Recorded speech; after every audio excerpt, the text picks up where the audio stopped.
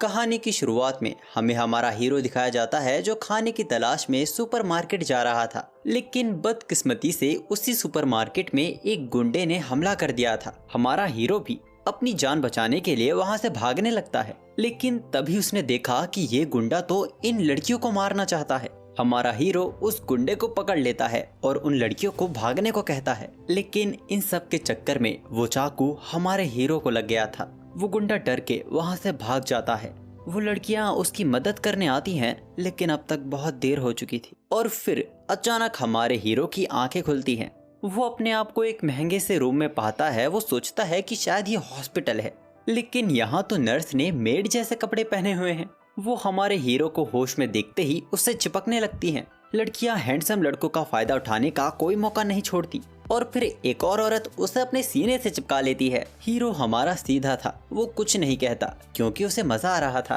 तभी हमारे हीरो की नजर शीशे पर जाती है। वो उंगली करते हुए पूछता है कि ये बच्चा कौन है। अपने आप को बच्चे के रूप में देखकर वो पागल होने लगता है। जी हाँ दोस्तों, ठीक समझा है आपने। हमारे हीरो का रीइंकार्नेशन हुआ है इस नई दुनिया में चैन के रूप में, और ये मॉमी हमारे हीरो चैन की मॉमी है। हमें पता चलता है कि हमारी मम्मी का बेटा एक हफ्ते से सो रहा था और आज इसको होश हमारे हीरो के रीइंकार्नेशन की वजह से आया है। और इन सब बातों को हमारा हीरो भी समझने की कोशिश कर रहा था। खैर, उसे इस बात की खुशी थी कि उसने उन लड़कियों को बचा लिया। वैसे हमारे हीरो ने रियलाइज किया कि इस बार उसका रीइंकार्नेशन एकदम मालदार परिवार में हुआ है। जब वो वहाँ चीजों को ऑब्जर्व कर रहा था, तभी उसकी मेड अंदर आ जाती है। जब वो अपने हथियार की लंबाई देख रहा था, मेड को लगा कि चैन ने पैंट में सुसु कर दिया है। वो उसका कच्छा उतार देती है। अपनी इज्जत जमीन पर यूं पड़ी देख चैन चिल्ला देता है। चैन को बिल्कुल छोटे बच्चे जैसा ट्रीट किया जा रहा था, जो कि उसे ये बिल्कुल पसंद नहीं है। लेकिन अब तक उसे इस दुनिया की और अपनी इस नई जिंदगी की काफी जानकारी हो गई है। उसका पूरा नाम चैन फॉल सिल्फोर्ड है, जो कि 3 साल का छोटा सा बच्चा है। उसके पिता गैरम और उसकी माँ का नाम सारा है। इस दुनिया में उसकी एक बड़ी बहन भी है, रीने, जो कि उससे 2 साल बड़ी है। सारा गैरम की दूसरी बीवी है और उसकी पहली बीवी का नाम मारिया है, जिससे गैरम को 2 बच्चों का सुख प्राप्त हुआ है। गैरम एक हाई रैंकिंग नोबल है जिसके पास खुद की आर्मी है। उसका काम विदेशी हमलों से किंगडम की रक्षा करना है और वो जंगल में मौजूद मॉन्स्टर्स पर भी नजर रखते हैं। हाँ, इस दुनिया में मॉन्स्टर मौजूद हैं, ये सुनते ही चैन एक्साइटेड हो जाता है। सिल्विया बताती है कि हमें घबराने की जरूरत नहीं है। लोगों की सुरक्षा के लिए एडवेंचरर उनसे लड़ते हैं। इस दुनिया में एडवेंचरर भी हैं, ये सुनकर चैन और भी एक्साइटेड हो जाता है। कुछ ऐसे भी एडवेंचरर्स होते हैं जो मैजिक को भी यूज कर सकते हैं। इतना सब कुछ सुनने के बाद अब चैन भी मैजिक यूज करना चाहता था। इस दुनिया ने चैन का चैन चुरा लिया है। उसने फैसला कर लिया है कि वो इसी दुनिया में रहेगा। वैसे भी वो जिस दुनिया से था वहाँ अब उसका कोई नहीं बचा। उसके परिवार के आखिरी सदस्य, उसके दादा भी खत्म हो गए हैं। अब उसके पास ऐसा कोई नहीं जिन्हें वो मिस कर सके। खैर, इसके कुछ देर बाद हम गैरम को देखते हैं, जो कि ये देख हैरान है कि उनका बेटा चैन, जो कि 3 साल का है, वो लिख सकता है। अब आखिर उसका शरीर ही तो बच्चे का है, दिमाग तो अभी भी हाई स्कूल के बच्चे का है। चैन वहाँ बोलता है कि सिल्विया पढ़ाने में बहुत अच्छी है, जो सुनते ही सिल्विया खुशी के मारे रोने ही लग गई थी। लेकिन अचानक उसके पेरेंट्स को डाउट होने लगता है कि अचानक चैन ने पढ़ना कैसे शुरू कर दिया है। जब से वो होश में आया है तब से वो काफी अजीब बर्ताव कर रहा है। सिल्विया चैन को अजीब बर्ताव करता देख परेशान होने लगती है। उसे लगा कि वो भूखा है तो उसने बोतल ही ठूस दी। किसी तरह चैन बोलता है कि वो तो बस इस दुनिया को और जानने की कोशिश कर रहा है। ये सुन के उसके फादर गैरम भी इम्प्रेस होते हैं, तो इस मौके का फायदा उठा के चैन भी अपने पिता से मैजिक और किंगडम की हिस्ट्री की किताबों को पढ़ने की परमिशन मांगता है। उसके पिता तो मान गए थे, लेकिन चैन की बहन कहती है कि वो भी तैयार नहीं है। हमें पता चलता है कि इस दुनिया में मैजिक यूज करने के लिए पहले पर्सन को वेप्टाइज होना पड़ता है और बंदा वेप्टाइज 5 साल की उम्र में ही होता है। इसके बिना कोई भी मैजिक यूज कर ही नहीं सकता। लेकिन जब चैन अपने रूम में मैजिक यूज करने का ट्राई करता है तो वो कर पा रहा था। उसी वक्त रूम में सिल्विया आ जाती है। हालांकि चैन ने अपना हाथ वक्त पर पीछे कर लिया था। खैर, सिल्विया के जाने के बाद चैन एक बार फिर ट्राई करता है, लेकिन इस बार जादू उसके हाथों से बेकाबू हो गया था। लेकिन फिर से सिल्विया के देखने से पहले वो अपने आप को कंट्रोल कर लेता है। वो तो चली गई थी, लेकिन उसकी बहन कमरे में घुस आई थी। वो चैन को बड़े डरावने तरीके से देख रही थी, जैसे उसके आगे चैन की असलियत सामने आ गई है। रिने कहती है कि उसे सब पता चल गया है। चैन किताबों से बाहर की दुनिया के रहस्यों को जानने की कोशिश कर रहा है। चैन यहाँ जानबूझ के घबराने की एक्टिंग करता है, पर वो अंदर से खुश था कि रिने ने कुछ नहीं देखा। उस दिन के बाद से रिने हर दिन चैन के पास आने लगी। उसने अपने भाई को अपने देश एसफोर्ड के 3 साल पुराने इतिहास के बारे में सिखाया, जिससे हमें इस किंगडम के पहले राजा के बारे में पता चला, जो शुरू में एक एडवेंचरर था। उस पहले किंग का नाम था यूया। इस दुनिया में चैन का इंटरेस्ट बढ़ता ही जा रहा था जब उसे पता चला कि इस दुनिया में ड्वार्फ, बीस्टमैन, एल्फ और फ्लफी चीजें भी हैं। वो तो अभी तुरंत इस दुनिया को बाहर से देखना चाहता था। अब इसी तरह 2 साल बीत जाते हैं और चैन के वेबटाइज होने का वक्त आ गया था। हमारा हीरो 5 साल का हो गया है और बहुत ही क्यूट हो गया है। अब इसके बाद चैन को वेबटाइज करने के लिए टेम्पल ले जाया जाता है। आज पहली बार चैन ने बाहर की दुनिया देखी है। वो अपने मैजिक को लेके बहुत ही ज्यादा एक्साइटेड था। तभी उसे याद आता है और वो अपनी बहन से मैजिक स्टेटस के बारे में पूछता है। उसकी बहन उसे मैजिक स्टेटस दिखाती है। रिने के पास 3 एलिमेंट का मैजिक है, विंड, वाटर और फायर। इसी बीच चैन उसके स्टेटस में एक चीज देख हैरान हो जाता है। उसमें लिखा हुआ था कि रिने चैन की दीवानी है। रिने उस चीज को छिपाने लगती है और गुस्सैल नजरों से चैन से पूछती है क्या उसने कुछ देखा। चैन अपनी ओर से पूरी कोशिश कर रहा था कि रिने को कुछ ना पता चले। सारा बताती है कि रिने को गॉड ऑफ मैजिक से लेवल 2 की प्रोटेक्शन मिली है।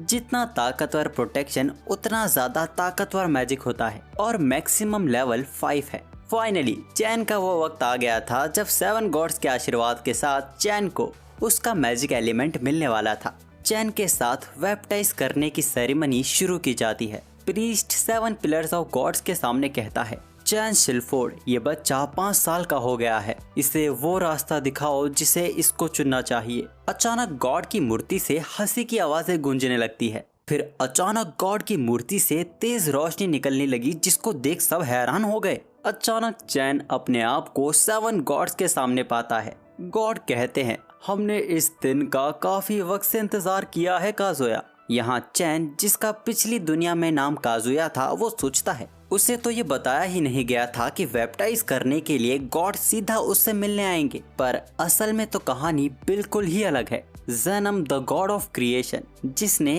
इस दुनिया को बनाया है, वो आज कैन के रीइंकार्नेशन के रहस्य से पर्दा उठाने वाले थे। रिमे, जो गॉड है डेथ और पुनर्जन्म की, वो बताती है कि काजुया की डेथ तो होने ही नहीं वाली थी। अगर उस दिन काजुया उन लड़कियों को बचाने की कोशिश नहीं करता, तब वो गुंडा फिसल कर गिरने वाला था और फिर आसपास के लोग उस पे काबू कर लेते। मतलब कि काजुया को तो कुछ करने की जरूरत ही नहीं थी, वो तो बिन मतलब की मौत मारा गया।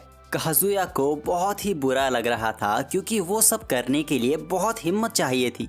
पर क्योंकि काजुया ने किसी की जान बचाने की कोशिश में अपनी जान गंवाई, इसीलिए गॉड ऑफ अर्थ ने रिक्वेस्ट की उसकी रिइंकार्नेशन की इस दुनिया में, जिसके बाद इस जादू की दुनिया में उसका पुनर्जन्म हुआ चैन के रूप में। पर अब रिमे उससे माफी मांगती है कि कोई कारणवश चैन को अपने पुराने जन्म की यादें वापस याद आ गई।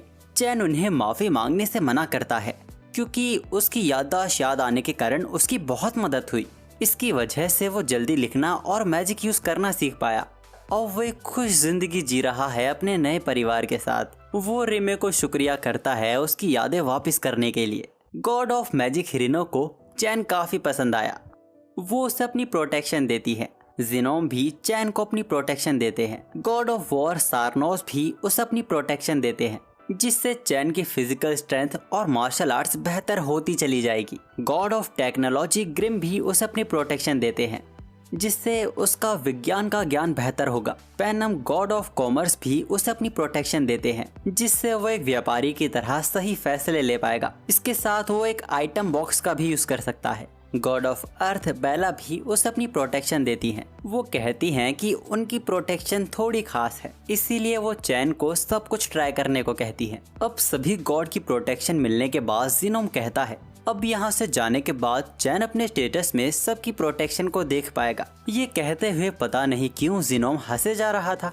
खैर, इसके बाद चैन को वापस भेज दिया जाता है। यहाँ प्रीस्ट कहता है उसने गॉड की मूर्तियों को इतना चमकते हुए कभी नहीं देखा। गैरम को भी समझ आ रहा था कि कुछ तो अलग हुआ है। वो अपने बेटे को स्टेटस दिखाने को कहता है। उस बुढ़ाओ की हंसी से चैन को भी समझ आ गया था कि कुछ तो गड़बड़ है।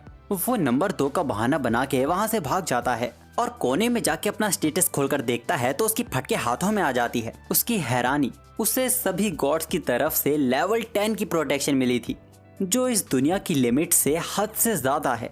चैन को भी समझ आ रहा था कि वो अपने स्टेटस को किसी को दिखा नहीं सकता। वो कोई तरीका सोचने लगता है कि वो अपने स्टेटस को कैसे छिपा के रखे। तभी उसे गॉड ऑफ लाइफ का एक मैसेज मिलता है। वो बताते हैं कि स्टेटस कॉन्सूल मैजिक यूज करके वो अपने स्टेटस को छिपा सकता है। चैन खुश हो जाता है, जिसके बाद वो अपने परिवार के बीच बैठा हुआ था उसका 5th बर्थडे सेलिब्रेट करने के लिए। वहाँ फिर से चैन के स्टेटस के बारे में बात उठती है। वो खुशी के साथ सबको अपना स्टेटस दिखाता है। चैन का स्टेटस देखते ही सब हैरान हो गए थे। उसके पास एक की नहीं बल्कि 7 गॉड की प्रोटेक्शन थी। उसका मैजिक पावर भी रॉयल मेज से भी हद से ज्यादा था। चैन गधा था जो वो इसको तो फिक्स करना भूल ही गया। गैरम चैन को अपना स्टेटस किसी को भी दिखाने से मना करते हैं, क्योंकि इतना ताकतवर होना ये बहुत बड़ी बात थी। अगर किंगडम को ये पता चला तो वो इसे एक खतरे की तरह ले सकते हैं। चैन उनकी बात को मान लेता है और अपने रूम में जाके फैल जाता है। वहाँ अपने रूम में उसे एक समनिंग बुक मिलती है। वो सोचता है कि अब वो फाइनली एक गद्देदार एनिमल को समन कर पाएगा। मौके का फायदा उठा के चैन समनिंग मैजिक यूज करता है और एक फ्लफी एनिमल को समन करने लगता है। लेकिन उसने गलती से एक मॉन्स्टर को समन कर दिया था जो बिल्कुल भी क्यूट नहीं था। अचानक उस वक्त रिने और कैटगर्ल वहाँ से गुजर रही थी।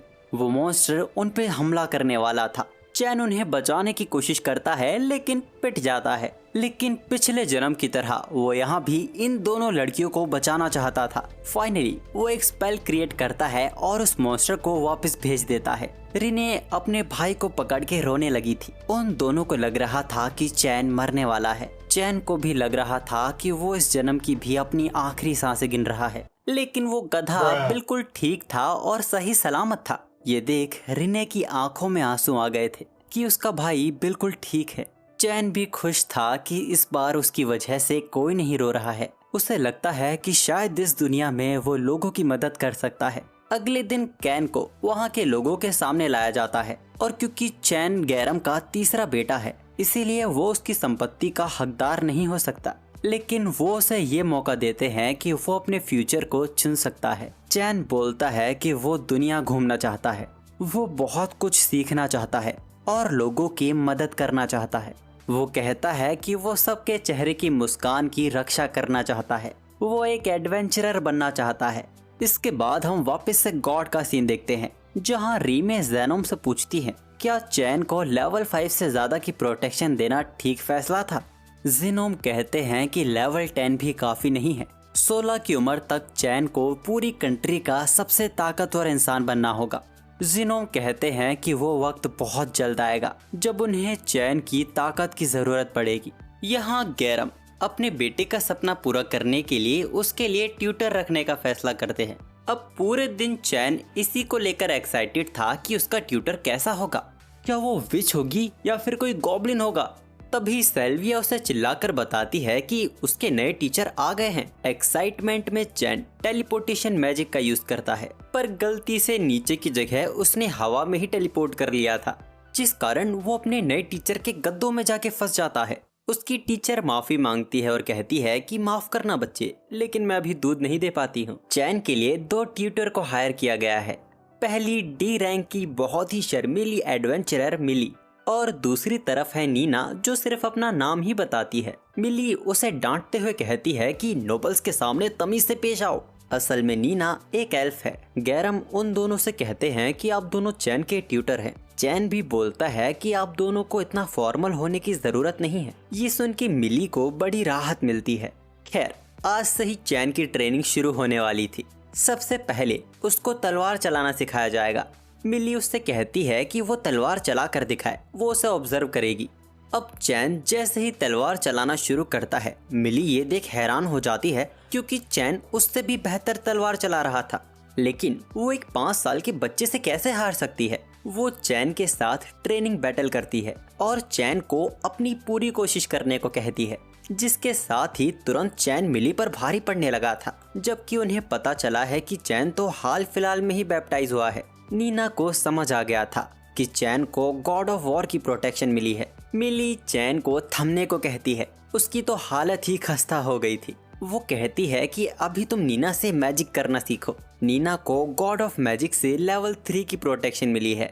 नीना पहले बेसिक से शुरू करने वाली थी, तभी चैन सभी एलिमेंट्स को यूज करते हुए उसे बताता है कि उसने तो ये सब पहले ही किताबों से सीख लिया है। एक 5 साल के लड़के ने ये सारे मैजिक बिना मंत्रों को पढ़े यूज किया। यही नहीं, वो सारे एलिमेंट को यूज कर पा रहा है। नीना इस पे यकीन नहीं कर पा रही थी। रॉयल मेज भी सभी एलिमेंट को यूज नहीं कर पाते, और इतनी ताकत से तो बिल्कुल भी नहीं। चैन के मैजिक ने दीवार में होल कर दिया था। उन्हें पता चला कि चैन के पास तो God of magic, God of war दोनों की प्रोटेक्शन है। उनके पास ऐसी कोई शिक्षा नहीं जो वो चैन को सिखा सकते हैं। और फिर चैन उन्हें अपना आइटम बॉक्स दिखा देता है। वो उन दोनों को हैरान करने में कोई कसर नहीं छोड़ रहा था। वो चैन को बताते हैं कि वो उसे यहाँ नहीं सिखा पाएंगे।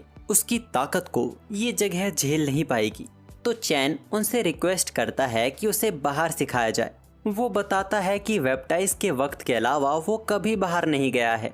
मिली और नीना गैरम से इस बारे में बात करते हैं। वो उसे बताते हैं कि कैसे चैन ने बिगनर लेवल के मैजिक और स्वॉर्डमैनशिप को सरपास कर दिया है, और अगर वो उसे हाई लेवल का मैजिक सिखाएंगे तो उन्हें डर है कि चैन पूरे मैंशन को तबाह कर सकता है। असल में तो गैरम को भी इस बात का डर था, लेकिन पहले ही दिन ये हो जाएगा उसने इसकी उम्मीद नहीं की थी। वो उन्हें चैन को बाहर सिखाने की परमिशन दे देते हैं, लेकिन कुछ शर्तों के साथ। शर्त ये थी कि चैन को शाम होने से पहले वापस आना होगा, ज्यादा दूर नहीं जाएगा और उससे अपनी लिमिट्स का पता होना चाहिए। अब गैरम की बात मान के वो लोग मैंशन से ठीक ठाक दूर आ जाते हैं। नीना चैन को एक पत्थर पर ताकतवर हमला करने को कहती है। चैन इसकी शुरुआत आग की दीवार से करता है। वो हमला सभी की सोच से भी हद से ज्यादा ताकतवर था। ये हाई लेवल के मैजिक से भी आगे का मैजिक था। लेकिन हैरानी तो दोनों को इस बात की हो रही थी, इतना ताकतवर मैजिक यूज करने के बाद भी चैन को कोई थकान महसूस नहीं हो रही है, जो कि दर्शाता है कि चैन के पास इनसेन अमाउंट का मैजिक चाकरा है। अचानक मिली चैन को शांत कर देती है और उसे सतर्क रहने को कहती है। उनके ऊपर इंसानों के दुश्मन किलर रैबिट का हमला होता है। वो मिली के हमले से बच के चैन पे हमला कर देता है। चैन ने भी उसको डॉज करके एयर बुलेट से उसे खत्म कर दिया था। ये चैन की एडवेंचरर बनने की जर्नी का पहला किल था। मिली उससे पूछती है कि वो उसके पहले किल के साथ क्या करने वाला है। उसे आइटम बॉक्स में रख के वो कहता है कि वो उसे अपनी माँ और अपनी बहन को दिखाएगा। मिली को ये आइटम बॉक्स बहुत ही कूल लगा। वो भी पैसे सेव करके मैजिक बैग खरीदेगी। मैजिक बैग मैजिक आइटम का रेप्लिका होता है उन लोगों के लिए जिनके पास ये स्किल नहीं होती, लेकिन ये बहुत ही एक्सपेंसिव होता है। खैर, वो लोग फैसला करते हैं थोड़ा और शिकार करने का। नीना सर्च मैजिक का यूज करके दुश्मनों का पता लगाती है, जो कि उनसे 300 मीटर की दूरी पर मौजूद थे। ये चैन को काफी कूल लगा। जैसा नीना ने बताया, इस मैजिक को यूज करने के लिए अपने मैजिक को फैलाना पड़ता है। उस दायरे में आने वाले मैजिक को वो सेंस कर सकते हैं। चैन ने भी ठीक वैसा ही किया।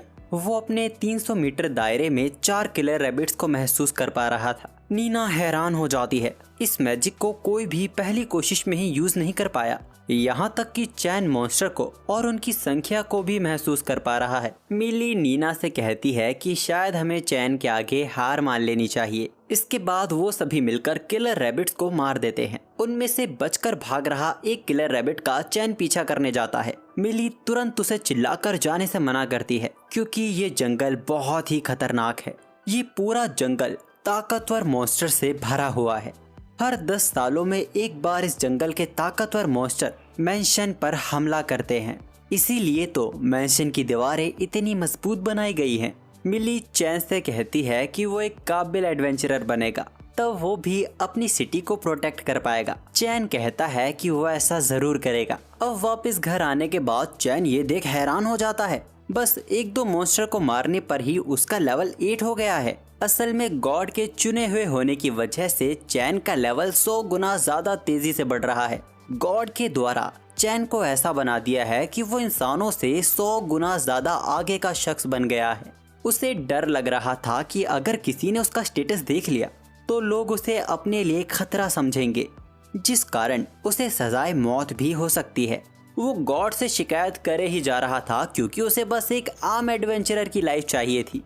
अगले दिन मिली और नीना चैन की ट्रेनिंग से पहले गिल्ड जाते हैं। चैन की काबिलियत देखने के बाद कुछ ऐसे मॉन्स्टर्स का पता करने के लिए जो थोड़े से ताकतवर हों। गिल्ड की रिसेप्शनिस्ट एक ह्यूमन डॉग थी जो बताती है कि किलर रैबिट से थोड़े ताकतवर वुल्फ होते हैं, लेकिन उनका पूरा झुंड खतरनाक हो सकता है।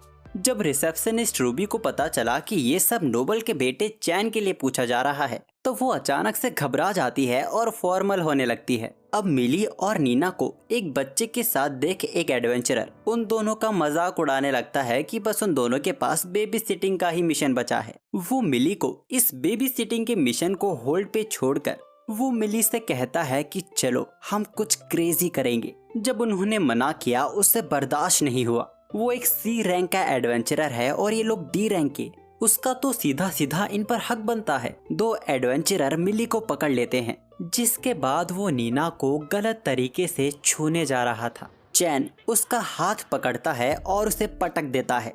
वो खुले सांड जैसा पागल हो गया था।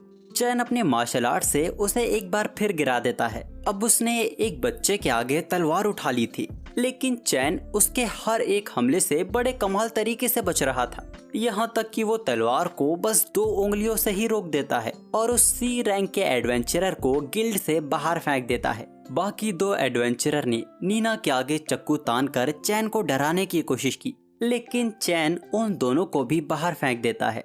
नीना चैन को गले लगा लेती है और उसे शुक्रिया कहती है उन्हें बचाने के लिए। वो कहती है कि अगली बार वो उसे प्रोटेक्ट करेगी। मिली ये देख हैरान थी कि चैन के पास मार्शल आर्ट्स की भी स्किल है, जिस पर वो बोलता है कि उसने ये किताबों से सीखा है। अब ऐसे ही हर दिन की चैन की ट्रेनिंग के साथ 3 साल पूरे हो जाते हैं। नीना और मिली का ट्यूटर बनने का कॉन्ट्रैक्ट भी कंप्लीट हो गया था। चैन उस खतरनाक जंगल में अपने आप को टेलीपोर्ट करता है और उस जंगल में ब्लड ओग्रे और अर्थ ड्रैगन को मार के अपने आइटम बॉक्स में कैद कर लेता है। चैन के ये ताकतवर हमले मेंशन से साफ दिखाई दे रहे थे। सभी को लगने लगा कि मॉन्स्टर्स का वापस हमला होने वाला है। तुरंत जंगल की ओर आर्मी को भेजा जाता है। उस आर्मी को गैरम लीड कर रहा था। चैन तो अपना काम करके तुरंत वहां से निकल गया था, पर उसका रुमाल वहीं रह जाता है। अब जब आर्मी वहां पहुंचती है तो उन्हें कोई मॉन्स्टर नहीं मिलता, बल्कि एक बहुत बड़े हमले का एक निशान दिखता है। यहाँ क्या हुआ ये सबकी समझ से परे था, पर तभी गैरम की नजर चैन के गिरे वहाँ रुमाल पर पड़ती है। इसके अगले दिन आज चैन की ट्रेनिंग का आखिरी दिन था। चैन ने अपने दोनों ट्रेनर को सरपास कर दिया है और अब उनके गुड बाय कहने का वक्त आ गया है। मिली चैन के पास आती है और कहती है कि वो ग्रेजुएट हो रहा है। इन 3 सालों में उसने वाकई कई कमाल किए हैं। चैन भी उनका शुक्रिया अदा करता है और तोहफे के तौर पर उसने उन दोनों के लिए मैजिक बैग बनाया है। रेड वाला मिली के लिए जो कि ब्लड ओग्रे से बना है और ग्रीन वाला अर्थ ड्रैगन से। एक बार फिर चैन ने उन दोनों की बत्ती गुल कर दी थी। ब्लड ओग्रे और अर्थ ड्रैगन को ए रैंक की पार्टी तक नहीं हरा पाई थी और चैन ने ये अकेले कर दिखाया। चैन कहता है कि ये मैजिक बैग उसने बनाया है, इसीलिए इसमें ज्यादा होल्ड नहीं हो पाएगा। ये बस लगभग गैरम के पूरे मेंशन को ही स्टोर कर सकता है। मिली हैरान हो जाती है। उसे तो बस ऐसा बैग चाहिए था जो 2 घोड़ा गाड़ी को होल्ड कर सके। चैन से गलती से नेशनल ट्रेजर क्लास का मैजिक बैग बन गया है और अगर ये लोग इतने एक्सपेंसिव मैजिक बैग को लेके घूमेंगे तो कई लोग इसको छीनने उनके पीछे आ सकते हैं। चैन कहता है कि ऐसा हो ही नहीं सकता, क्योंकि उनके और चैन के अलावा इस बैग का वजन दूसरों के लिए बहुत ही ज्यादा होगा। मतलब कि ये तो नेशनल ट्रेजर क्लास से भी बाहर का आइटम है। खैर, वो लोग पूछते हैं कि क्या वो सच में इस गिफ्ट के काबिल हैं, क्योंकि वो चैन को कुछ खास नहीं सिखा पाए हैं। चैन कहता है कि ये बिल्कुल भी सच नहीं है। वो कहता है कि उसने इन 3 सालों में बहुत ही ज्यादा मजे किए हैं। इसी दौरान मिली और नीना चैन को किस कर लेती हैं। ये चैन के लिए बिल्कुल अनएक्सपेक्टेड था। चैन हमारा फूला नहीं समा रहा था। मिली कहती है कि जब तुम बड़े हो जाओगे और कभी भी तुम्हें हमारी ज़रूरत पड़े तो याद रखना कि हम हमेशा तुम्हारे साथ हैं। जिसके बाद नीना और मिली अपनी नई मंजिल की ओर चल पड़ती हैं। चैन वापस अपने घर आता है जहां उसे अपने फादर से डांट पड़ रही थी क्योंकि उसके कारण सबको लगा कि मॉन्स्टर का हमला हुआ है। उसे कई बार समझाया गया है कि अपनी ताकत को लिमिट में इस्तेमाल किया करो। आज वाकई चैन को जोरों की डांट पड़ रही थी, लेकिन हमारा हीरो फिर भी नहीं मानता। वो वापस एक ड्रैगन से लड़ने चला गया था। उस ड्रैगन को आसानी से मार के चैन अपना स्टेटस खोल के अपना लेवल चेक करता है। अपना स्टेटस देखते ही वो हैरान हो जाता है। इस मामूली ड्रैगन को मार के उसका मैजिक 80 मिलियन से ज्यादा हो गया था। यहाँ तक कि उसको 2 नए टाइटल दे दिए गए हैं, enemy of all monsters and dragon killer.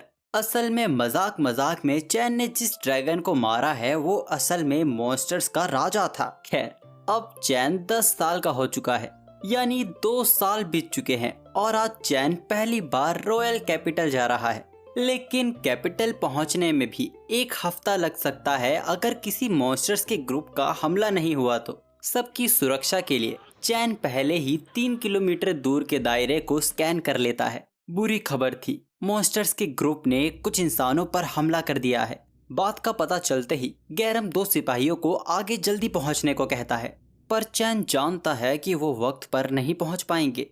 इसीलिए चैन अपने विंड मैजिक का यूज करके हवा की रफ्तार से आगे बढ़ जाता है। वहां हम देखते हैं कि अपनी जान पर खेलकर सिपाही मॉन्स्टर से इस बग्गी की रक्षा कर रहे थे, लेकिन उससे पहले उन मॉन्स्टर्स के हाथों सभी मारे जाते।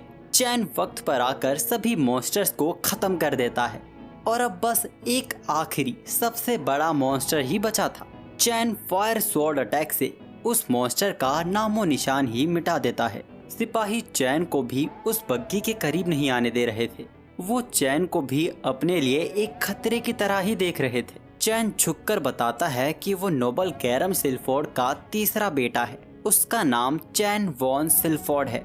अब तक गैरम के भेजे हुए सिपाही भी वहां पहुंच चुके थे।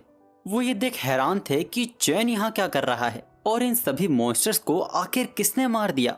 खैर, आखिर सच पता चलने के बाद वो सिपाही राहत की सांस लेता है। चैन उन्हें अपने आप को संभालने को कहता है और कहता है कि वो हीलिंग मैजिक कर सकता है और सभी को एक साथ हील कर सकता है। ये बात एकदम असंभव थी, लेकिन जब बात चैन की आती है तो सब कुछ मुमकिन हो जाता है। चैन वहाँ सभी घायल हुए सिपाहियों को हील कर देता है, लेकिन जो मारे जा चुके हैं वो उन्हें ठीक नहीं कर सकता। वो उन सभी बॉडीज को अपने आइटम बॉक्स में स्टोर कर लेता है। अब तक गैरम की बग्गी भी वहां पहुंच चुकी थी। वो आते ही पूछते हैं कि क्या सब लोग ठीक हैं। चैन को यहाँ देख वो भी हैरान हो जाते हैं। अब उन्हें समझ आया कि आखिर चैन ने बग्गी से छलांग क्यों लगा दी। अब इसी चर्चा के बीच गैरम की नजर बग्गी पर बने निशान पर जाती है। वो हैरान हो जाता है और हड़बड़ाहट में पूछता है क्या वो ठीक हैं। असल में इस बग्गी में रॉयल कैपिटल की शान प्रिंसेस टेलेसिया और मिस सिल्क थी, जो राजा ड्यूक की बेटी है। वो दोनों बहुत ही घबरा गई थी। वो गैरम और चैन का शुक्रिया करती हैं उन्हें बचाने के लिए। चैन उन्हें अपनी पहचान बताता है और कहता है कि वो खुश है कि वो दोनों ठीक हैं। तभी अचानक प्रिंसेस टेलेसिया की तबीयत बिगड़ने लगती है। अब तक जो इन्होंने झेला है ये सब उसी की वजह से है। चैन उनसे परमिशन मांगता है एक ऐसा मैजिक यूज करने के लिए जिससे उनका दिमाग शांत हो जाएगा।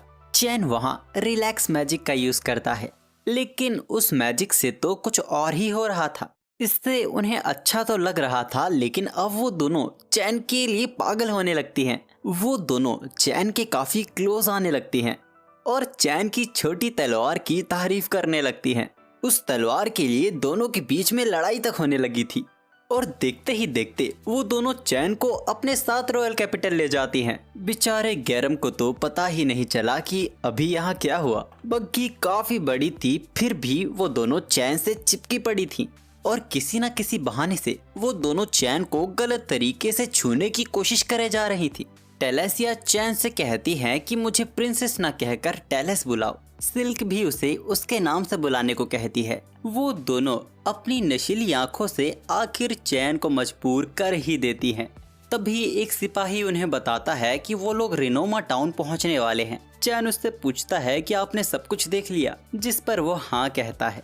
रिनोमा पहुंचने के बाद भी वो लोग चैन को अपने से दूर नहीं होने दे रहे थे। वो तो चैन को उनके साथ ही रात बिताने को कहती हैं। तभी वहाँ गैरम बीच में आता है और कहता है कि ऐसा नहीं हो सकता। प्रिंसेस कहती हैं कि ये हमारी सुरक्षा का सवाल है, अगर रात में हमें कुछ हो गया तो। गैरम कहता है कि अगर ऐसी बात है तो वो एक मेड रखवा देगा, लेकिन वो कहती हैं कि चैन ही उनकी रक्षा करेगा क्योंकि यहाँ सबसे ताकतवर वो है।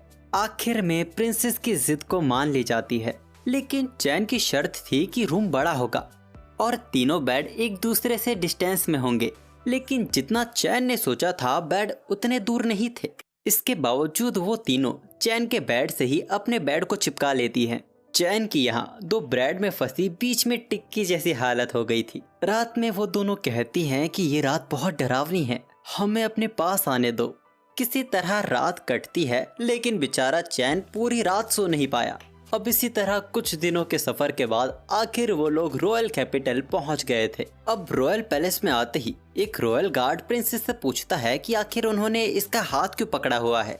चैन दोनों से हाथ छुड़वाता है और कहता है कि जैसा दिख रहा है वैसा नहीं है, असल में ये दोनों डरी हुई थी। प्रिंसेस वापस चैन से चिपट कर कहती है कि हाँ, ये एकदम सही कह रहा है, ये है डैम, आर्मी का वाइस कैप्टन, और इसको भी चैन के बारे में खबर मिल गई थी। वो झुककर चैन का शुक्रिया करता है उनकी हाइनेस को बचाने के लिए, और वो उनके साथियों की बॉडी भी लेकर आया जो लड़ाई के दौरान मारे गए थे। वो कहता है कि चैन की वजह से उनका सैक्रिफाइस बर्बाद नहीं गया। अब चैन जब वहां से जाने ही वाला था, तभी वो उसे रोककर कहता है कि किंग उससे मिलना चाहते हैं। चैन हैरान हो जाता है, लेकिन उसकी कोई बात नहीं सुनी जाती। हम देखते हैं कि कैसे भरी सभा में सबको ये बताया जा रहा था कि कैसे चैन ने दोनों प्रिंसेस की जान अपनी जान पर खेलकर बचाई। यहाँ तक कि उसने ऑर्क आर्मी के ऑर्क जनरल को भी हरा दिया। यही नहीं, उसने लड़ाई के बाद घायल हुए सिपाहियों को भी हील किया और मारे गए सिपाहियों को रॉयल कैपिटल भी वापस लेकर आया। पूरी सभा में किसी को यकीन नहीं हो रहा था कि इस बच्चे ने अकेले ये सब किया। चैन की इस बहादुरी के लिए उसे बैरोन का दर्जा दिया जाता है। यही नहीं, उसे प्लैटिनम कॉइंस और मेंशन भी तोहफे में दिया जा रहा था। सभा में मौजूद लोगों को ये बात हजम नहीं हो रही थी। उनमें से एक शख्स इसके खिलाफ आवाज भी उठाता है, आखिर एक 10 साल के बच्चे को इतना सब कुछ कैसे दिया जा सकता है। चैन बल्कि खुद भी इसके खिलाफ था। किंग उसे चुप होने को कहते हैं और एक सवाल करते हैं कि क्या वो ये कर पाता जो इस बच्चे ने किया है। किंग का मानना है कि पावरफुल शख्स को सही दर्जा मिलना चाहिए। अब किंग के खिलाफ वो मामूली सा इंसान भी क्या ही बोल पाता। वो वापस पीछे लौट जाता है। चैन भी किंग के डिसीजन को ठुकरा नहीं सकता था, इसीलिए वो भी उनके सारे गिफ्ट्स को एक्सेप्ट कर लेता है। अब सभा को खत्म करने के बाद किंग चैन को पर्सनली अपने पास बुलाते हैं। अकेले में किंग वापस चैन को शुक्रिया करते हैं, लेकिन इस बार सिर झुका के। चैन गैरम हैरान हो जाते हैं और खड़े हो जाते हैं। एक और शख्स चैन का शुक्रिया करता है जो कि सिल्क का फादर है। चैन दोनों को ही ऐसे सिर झुकाने के लिए मना करता है। किंग कहते हैं कि वो उसका शुक्रिया किंग के तौर पे नहीं, एक पिता के तौर पे कर रहे हैं। किंग देरी न करते हुए चैन के फ्यूचर के लिए भी बात करने लगते हैं। चैन मैजिक और तलवारबाजी दोनों में ही अव्वल दर्जे का माहिर है, वो भी 10 साल की उम्र में। वो कभी नहीं चाहेंगे कि ऐसा टैलेंट उनके किंगडम से बाहर कहीं जाए। इसीलिए किंग चैन से पूछते हैं कि क्या वो उनकी बेटी टेलेस्टिया से शादी करेगा। यहाँ तक कि वो चाहते हैं कि वो सिल्क से भी शादी करे। चैन के यूं हैरान हो जाने पर वो कहते हैं कि शादी उसे अभी नहीं, उसके बड़े होने का इंतजार किया जाएगा, पर अभी उनके बीच एंगेजमेंट होगी। किंग कहते हैं कि इसके पीछे कारण है कि चैन ने आते वक्त बग्गी में दोनों का हाथ पकड़ा हुआ था। यहाँ तक कि उसने दोनों के साथ रातें भी बिताई हैं। चैन के ऐसा करने की वजह से अब उन दोनों से कौन शादी करेगा। चैन बेचारा वहाँ कुछ नहीं कह पाता। तभी किंग और उसका छोटा भाई चिल्लाकर चैन से पूछते हैं। वो बड़ा भद्दा सवाल करते हैं कि क्या उनकी बेटी उसे सेटिस्फाई नहीं कर पाई। उन्होंने तो चैन को कुछ बोलने लायक ही नहीं छोड़ा था, लेकिन असल में तो इस पूरे ड्रामे के पीछे कोई और ही कारण है। असल में तो किंग ये जानना चाहते हैं कि आखिर चैन है कौन। इसीलिए वो चैन को ऐसी ऐसी पद्धति दे रहे हैं ताकि वो किंगडम में ही रहे। और यही कारण भी था अपनी बेटियों से ये पूछने का कि वो क्या चैन को पसंद करती हैं, जिस पर उन्हें पता चलता है कि उनकी दोनों बेटियां तो चैन के लिए पागल हैं। खैर, किंग का बस एक ही मकसद है, चैन को किंगडम में रखना ताकि उसकी सच्चाई का पता चल सके। चैन मदद के लिए अपने बाप की तरफ देखता है, लेकिन गैरम तो उससे मुंह ही फेर लेते हैं। अब इंगेजमेंट को मानने के अलावा चैन के पास भी कोई रास्ता नहीं बचा था। ये सुनकर दोनों प्रिंसेस बहुत ही ज्यादा खुश हो जाती हैं और कहने लगती हैं कि वो उस रात को कभी नहीं भूल सकते जब वो तीनों एक साथ चिपक कर सोए थे। अब किंग को ये तो पता था कि वो लोग साथ सोए थे, पर वो लोग अब तक ये नहीं जानते थे कि वो लोग चिपक कर सोए थे। चैन की यहाँ वाट लग गई थी। अब वो बेचारा एक्सप्लेन करे तो करे कैसे। अब इसके कुछ देर बाद हम देखते हैं कि चैन की फैमिली ने उसे घेर लिया है। रिने बिल्कुल भी खुश नहीं है कि उसके भाई की एंगेजमेंट हो रही है। गैरम भी चैन से थोड़े गुस्सा थे क्योंकि उसके बाद गैरम को किंग ने बुलाया था और पूछा कि क्या उनका बेटा प्ले बॉय है जो उसने उनकी दोनों बेटियों को फंसा लिया है। आज फिर से चैन की ढंग से क्लास ली जा रही थी। ये सब खत्म होने के बाद चैन परेशान होकर वापस गॉड से मिलने जाता है। वो वापस टेंपल गया और फिर से मूर्ति चमकने लगी। चैन का यहाँ आने का मकसद अपने स्टेटस के बारे में बात करने का था। अब उसका स्टेटस एक इंसान जैसा नहीं रह गया है। गॉड कहते हैं कि वो सबसे ताकतवर इंसानों की गिनती में आ गया है। इसीलिए गॉड उससे पूछते हैं कि क्या वो डेमी गॉड बनना चाहेगा। डेमी गॉड उसी दर्जे में होते हैं जिसमें होली बीस्ट और डिवाइन ड्रैगन आते हैं। गॉड चैन को एक चेतावनी देते हैं। वो भले ही बहुत ताकतवर हो गया है, लेकिन उसकी भी एक सीमा है। तो गॉड कहते हैं कि कभी अपनी लिमिट का टेस्ट मत करना। वैसे गॉड कहते हैं कि उनके रेल्म में कुछ भी मजेदार नहीं है। इसीलिए वो चैन से पूछते हैं कि क्या वो अपनी पुरानी दुनिया की नॉलेज से कुछ एंटरटेनिंग बना सकता है। तभी चैन के माइंड में एक आइडिया आता है। अब वहाँ से वापस लौटने के बाद हम देखते हैं कि चैन की माँ और उसकी बहन उसे लड़कियों के कपड़ों के शोरूम ले आई हैं, जहाँ चैन को रुकना बिल्कुल भी ठीक नहीं लग रहा था। आखिर किसी तरह वो वहाँ से बाहर निकलने में कामयाब हो जाता है और बाहर निकलते ही उसे सामने पारमा दिखती है, वही कैट गर्ल जिसको चैन ने बचाया था। पारमा ने भी चैन को पहचान लिया था। हमें पता चलता है कि पारमा यहाँ अपने अंकल की शॉप पर ट्रेनिंग के लिए आई है। अब जैसे ही पारमा के अंकल को भी पता चलता है कि चैन एक नोबल है, वो भी उसके सामने पैनिक करने लगते हैं। चैन उनसे कहता है कि उन्हें फॉर्मल होने की जरूरत नहीं है और वो उनकी शॉप भी देखना चाहता था। पारमा के अंकल तैमेनिस की शॉप देखने के बाद चैन कुछ सोचता है और तैमेनिस से पूछता है कि क्या वो उसके लिए एक चीज बना सकते हैं। वो उसे बनाकर बेच भी सकते हैं। अचानक ये सुन तैमेनिस शॉक हो जाता है। चैन असल में तैमेनिस से रिवर्सी गेम बनवाना चाहता था। वो उसे बताता है कि इस गेम को कैसे बनाया जाता है। तैमेनिस को भी तुरंत समझ आ गया था और उसे ये नया गेम काफी इंटरेस्टिंग भी लगता है। वो कहता है कि वो सबके लिए इसे अफोर्डेबल प्राइस में बनाएगा। ये सुन के चैन को बहुत अच्छा लगा। वो उसे पहले एक प्रोटोटाइप बनाने को कहता है और इसके लिए उसे एक गोल्ड कॉइन की इन्वेस्टमेंट देता है। एक प्रोटोटाइप बनाने के लिए एक गोल्ड कॉइन बहुत ही ज्यादा बड़ी कीमत थी। इसको लेने में वो हिचकिचा रहा था। चैन उसे ये इन्वेस्टमेंट के तौर पे लेने को कहता है, जिसके बाद चैन शॉप से बाहर निकल जाता है, जहाँ पे रिने उसका ही इंतजार कर रही थी। रिने बहुत ही गुस्सा थी जो चैन अचानक से गायब हो गया। वो उसे अपने सारे कपड़े पहनकर दिखाना चाहती थी। चैन बात को संभालते हुए कहता है कि ऐसा इसीलिए क्योंकि आप हर एक कपड़े में ही क्यूट लगती हैं। ये सुन के रिने पिघल जाती है और कहती है कि अगर ऐसी बात है तो वो उसे अपने सारे कपड़े पहनकर दिखाएगी। चैन ने अपने पैरों पर खुद ही कुल्हाड़ी मार ली थी। सुबह तक रिने चैन को अपने अलग अलग कपड़े पहनकर दिखाती है। चैन बेचारा बैठा हुआ बस उसकी तारीफें करे जा रहा था। अब इससे पहले चैन को भी कपड़े पहनकर दिखाने पड़ते। तभी उसकी मेड खबर देती है कि तैमेनिस ने चैन को अपनी शॉप में बुलाया है। हमें पता चलता है कि तैमेनिस ने पूरी रात भर काम करके रिवर्सी का प्रोटोटाइप बनाया है। इस प्रोटोटाइप को देखकर चैन एकदम हैरान है। जैसा उसने सोचा था ये प्रोटोटाइप वैसा ही एकदम सेम है। इसके बाद चैन तैमेनिस को ये गेम खेल कर दिखाता है। ये देखकर तैमेनिस पागल ही हो जाता है। वो कहता है कि ये गेम तो मार्केट में आग ही लगा देगा। चैन कहता है कि रेगुलर वर्जन के अलावा भी वो नोबल्स के लिए स्पेशल अलग से वर्जन बनाए, तभी हम अमीरों की जेबों को खाली कर पाएंगे। वो 50 स्पेशल और 1000 रेगुलर वर्जन बनाने को कहता है। टेमिनिस को तो आंखों के सामने लक्ष्मी आती दिखाई दे रही थी। चैन कहता है कि अगर धंधा बढ़िया चला तो वो प्रोडक्शन की कैपेसिटी भी बढ़ा देंगे। टेमिनिस थोड़ा परेशान हो जाता है क्योंकि उनकी कंपनी के पास इतना पैसा भी नहीं है। तो चैन उसके मुंह पे कुछ सोने के सिक्के दे मारता है जो इन सभी काम के लिए भी ज्यादा थे। खैर, इसके बाद टेमिनिस चैन से गॉड ऑफ कॉमर्स से कॉन्ट्रैक्ट बनाने को कहता है ताकि 3 सालों तक उनके प्रोडक्ट को कोई कॉपी ना कर सके। अब कॉन्ट्रैक्ट बन जाने के बाद चैन टेमिनिस को एक और रिवर्सी बनाने को कहता है जो वो किंग को तोहफे में देना चाहता था। टेमिनिस घबरा जाता है कि क्या उसका बनाया प्रोडक्ट किंग को देने लायक होगा। चैन उससे कहता है कि उसे उस पर पूरा भरोसा है। पाल्मा हैरान हो जाती है और चैन से पूछती है कि उसने तो काफी अच्छे कनेक्शन बना रखे हैं। अब इस बच्ची को कौन बताए कि चैन की तो पहचान देवताओं में है।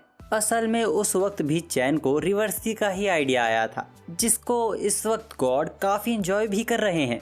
अब चैन के वापस घर लौटते ही सिल्विया परेशान होने लगती है क्योंकि चैन अभी तक यहाँ है और कैसल में उसकी आज पहली पेशी शुरू होने वाली थी। चैन को तुरंत रियलाइज होता है आखिर वो इसी काम के लिए तो वो यहाँ आया था। वो वहाँ से तुरंत रॉयल कैपिटल के लिए निकलता है। रास्ते में गैरम चैन से कहते हैं आज उसे सभी के सामने बैरॉन बना दिया जाएगा, तो कई लोग अपनी बेटियों के तार उससे जोड़ने की कोशिश करेंगे। चैन कहता है कि वो उनसे निपटने का कोई तरीका ढूंढ लेगा। मैंशन में चैन फिर से उस आदमी को दिखता है और आज वो अपने बेटे के साथ यहाँ आया था। तभी गैरम चैन को आवाज देते हैं। वो उन्हें ड्यूक और उनकी बेटी से मिलवाता है।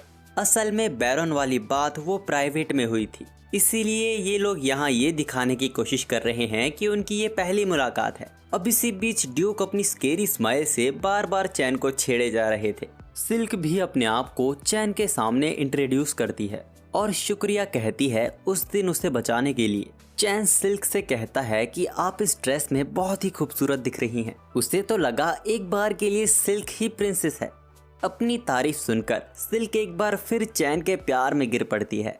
तब ड्यूक खांस के इन निब्बा निब्बी के आशिक पने को रोकता है और पूछता है कि 10 साल की उम्र में तुम में लड़कियों से बात करने की कला कैसे है।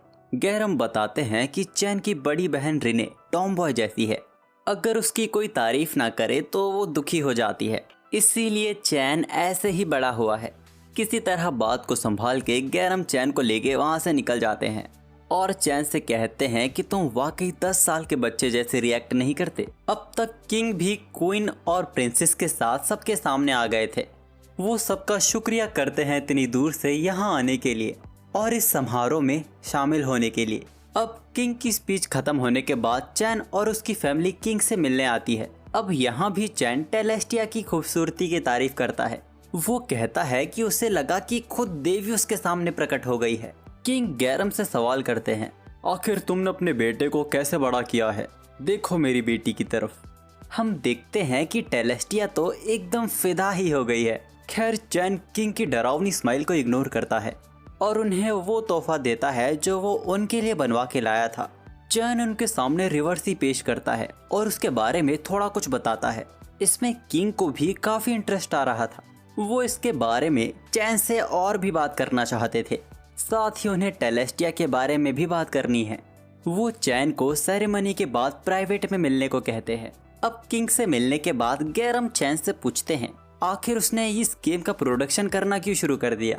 असल में चैन को डर है कि उसके बैरॉन बनने के बाद जब उसे महल मिलेगा तो वो उसे मैनेज नहीं कर पाएगा। उसको मेंटेन करने के लिए अच्छा खासा पैसा चाहिए होगा। गैरम को काफ़ी अच्छा लगता है कि उनका बेटा वाकई एक नोबल बन गया है। खैर, गैरम को अब अलग होके बाकियों से भी मिलना होगा। वो चैन से अपनी उम्र के बच्चों से बात करने की और उनसे घुलने की कोशिश करने को कहता है। अब गैरम के जाते ही सिल्क चैन से चिपक जाती है और चैन से बात करने लगती है। बातों के दौरान वो चैन को मास्टर चैन कह रही थी। चैन उसे मास्टर कहने को मना करता है और उसका बस नाम लेने को कहता है। अब ये सुनते ही सिल्क बार बार चैन का नाम लेने लगती है और उसे परेशान करने लगती है और धीरे धीरे उसके करीब आने लगती है। तभी उसी आदमी का बेटा हैबिट उनके पास आता है और सिल्क के कपड़ों की तारीफ करने लगता है। उसने सोचा था कि सिल्क की तारीफ करने से वो भी उससे चिपकने लगेगी, लेकिन सिल्क ने बस उसे आके ग्रीट ही किया। अब हैबिट के चमचे चैन को डांटने लगते हैं। वो कहते हैं कि कार्जिनो के बड़े बेटे मिस सिल्क से बात कर रहे हैं, तुम उनके सामने ऐसे कैसे बैठ सकते हो। कैन भी हैबिट को ग्रीट करता है। उनके चमचों को ये पसंद नहीं आता।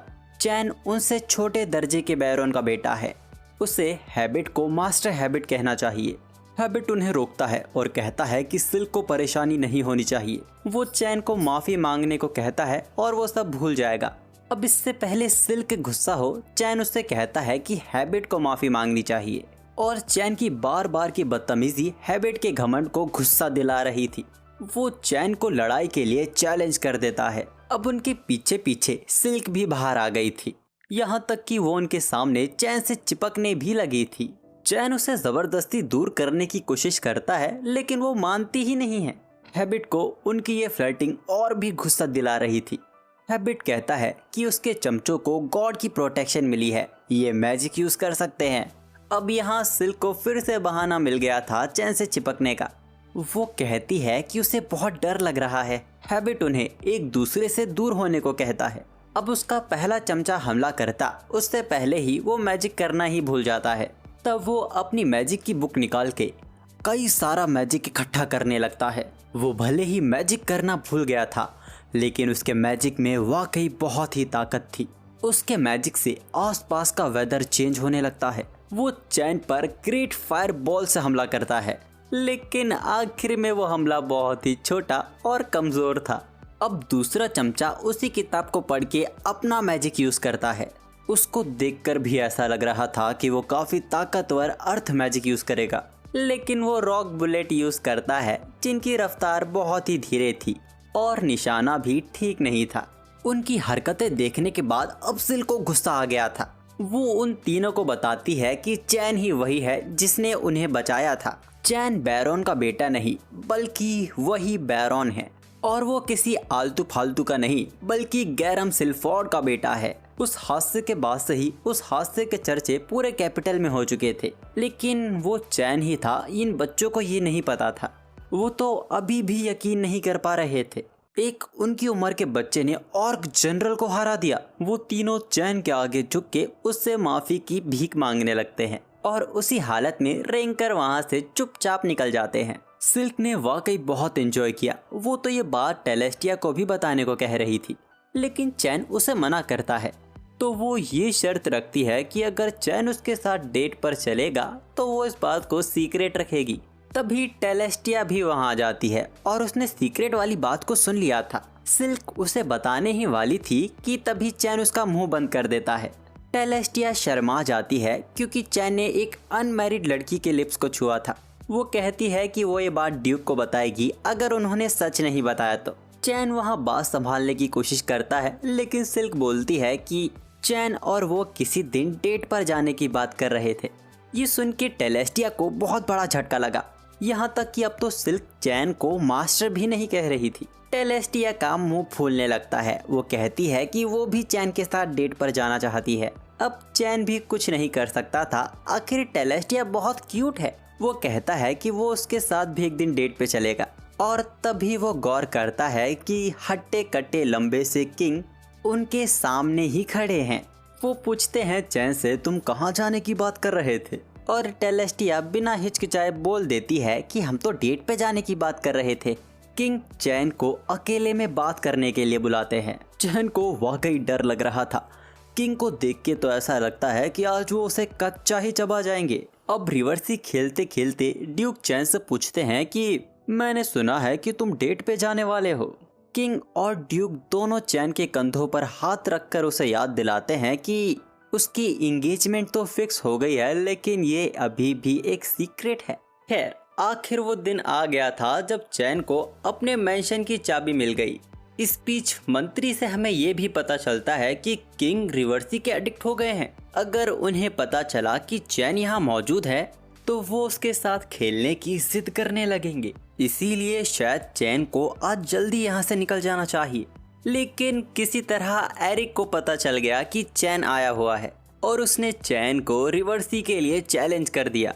अब एरिक को देख मंत्री भी जिद करने लगता है और इसी तरह कई लोग वहां इकट्ठा हो गए थे चैन के साथ रिवर्सी खेलने के लिए। इसके कुछ देर बाद हम देखते हैं कि चैन अपने मैंशन को ढूंढते ढूंढते एक खंडर तक जा पहुंचता है और यही वो मैंशन था जो किंग ने चैन को दिया था।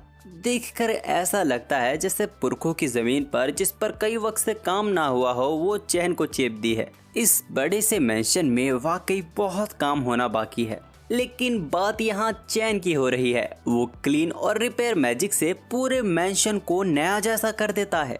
कुछ देर में सिल्विया और बाकी मेट्स भी आ गई थी जिनको चैन ने बुलाया था। सिल्विया तो खुशी के मारे रोना चाहती थी जो चैन सामा ने अपना ख्याल रखने के लिए उसे बुलाया है। खैर चैन को नया बटलर भी हायर हुआ है और उसने चैन के बारे में बहुत कुछ सुना है कि कैसे उसने राजकुमारी को बचाया था। बेचारे चैन को तो शर्म ही आने लगी थी। खैर सिल्विया कहती है कि हम अपना काम तुरंत शुरू कर देते हैं, लेकिन जब सारी मेड पूरे मैंशन में फैलती हैं उसकी सफाई के लिए, उन्हें पूरे मैंशन में कहीं धूल मिलती ही नहीं है। चैन माफी मांगता है कि उनके आने से पहले उसने ही सब मैजिक से साफ कर दिया। सिल्विया को तो कोई हैरानी नहीं हुई, वो तो अपने मास्टर को पहले से ही जानती है। चैन का बटलर कहता है कि वो यहाँ सब कुछ संभाल लेगा, वो अपने पिता के मैंशन बेझिझक जा सकता है। चैन तो भूल ही गया था कि आज उसका बड़ा भाई आने वाला है। इसके कुछ देर बाद हम चैन को देखते हैं जो अपनी फैमिली के साथ बैठा हुआ था। उसके बड़े भाई उसकी तारीफ करते हैं कि उसने उनसे पहले कामयाबी हासिल कर ली। रिने तो बहुत ही एक्साइटेड हो रही थी चैन का मैंशन देखने के लिए। तभी उसका बड़ा भाई कहता है कि उन्होंने सुना है कि मैंशन थोड़ा खंडर जैसा है, वहाँ डरावनी चीजें हो सकती हैं। रिने डर जाती है और कहती है कि चैन उसे बचा लेगा।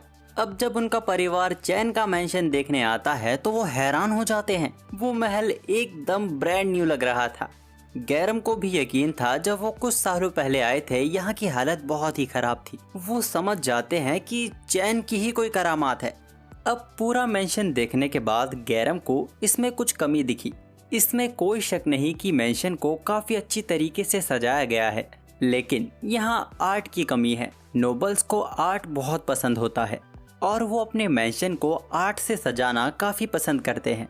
आर्ट जैसे कि पेंटिंग, आर्मर और मॉन्स्टर्स के पुतले। गैरम के ये कहते ही चैन गायब हो जाता है और अगले ही सेकंड वापस लौट आता है। तभी अचानक सिल्विया के चिल्लाने की आवाज आती है। गैरम और चैन तुरंत देखने बाहर जाते हैं। हम देखते हैं कि सभी मेड और बटलर डरे हुए हैं। असल में चैन ने एक विशालकाय ड्रैगन का पुतला रख दिया था जिसको देख के वो सब डर गए थे। गैरम भी गुस्से में अपने बेटे से पूछता है कि ये सब क्या है और उसने इसे यहाँ क्यों लगाया है। चैन बोलता है कि उसने इसे हरा दिया है। गैरम हैरान हो जाते हैं। रेड ड्रैगन कैलेमिटी क्लास का मॉन्स्टर जिसको ए रैंक के एडवेंचरर की पार्टी भी बिना घायल हुए हरा नहीं सकती, उसको चैन ने कुछ ही पलों में हरा दिया।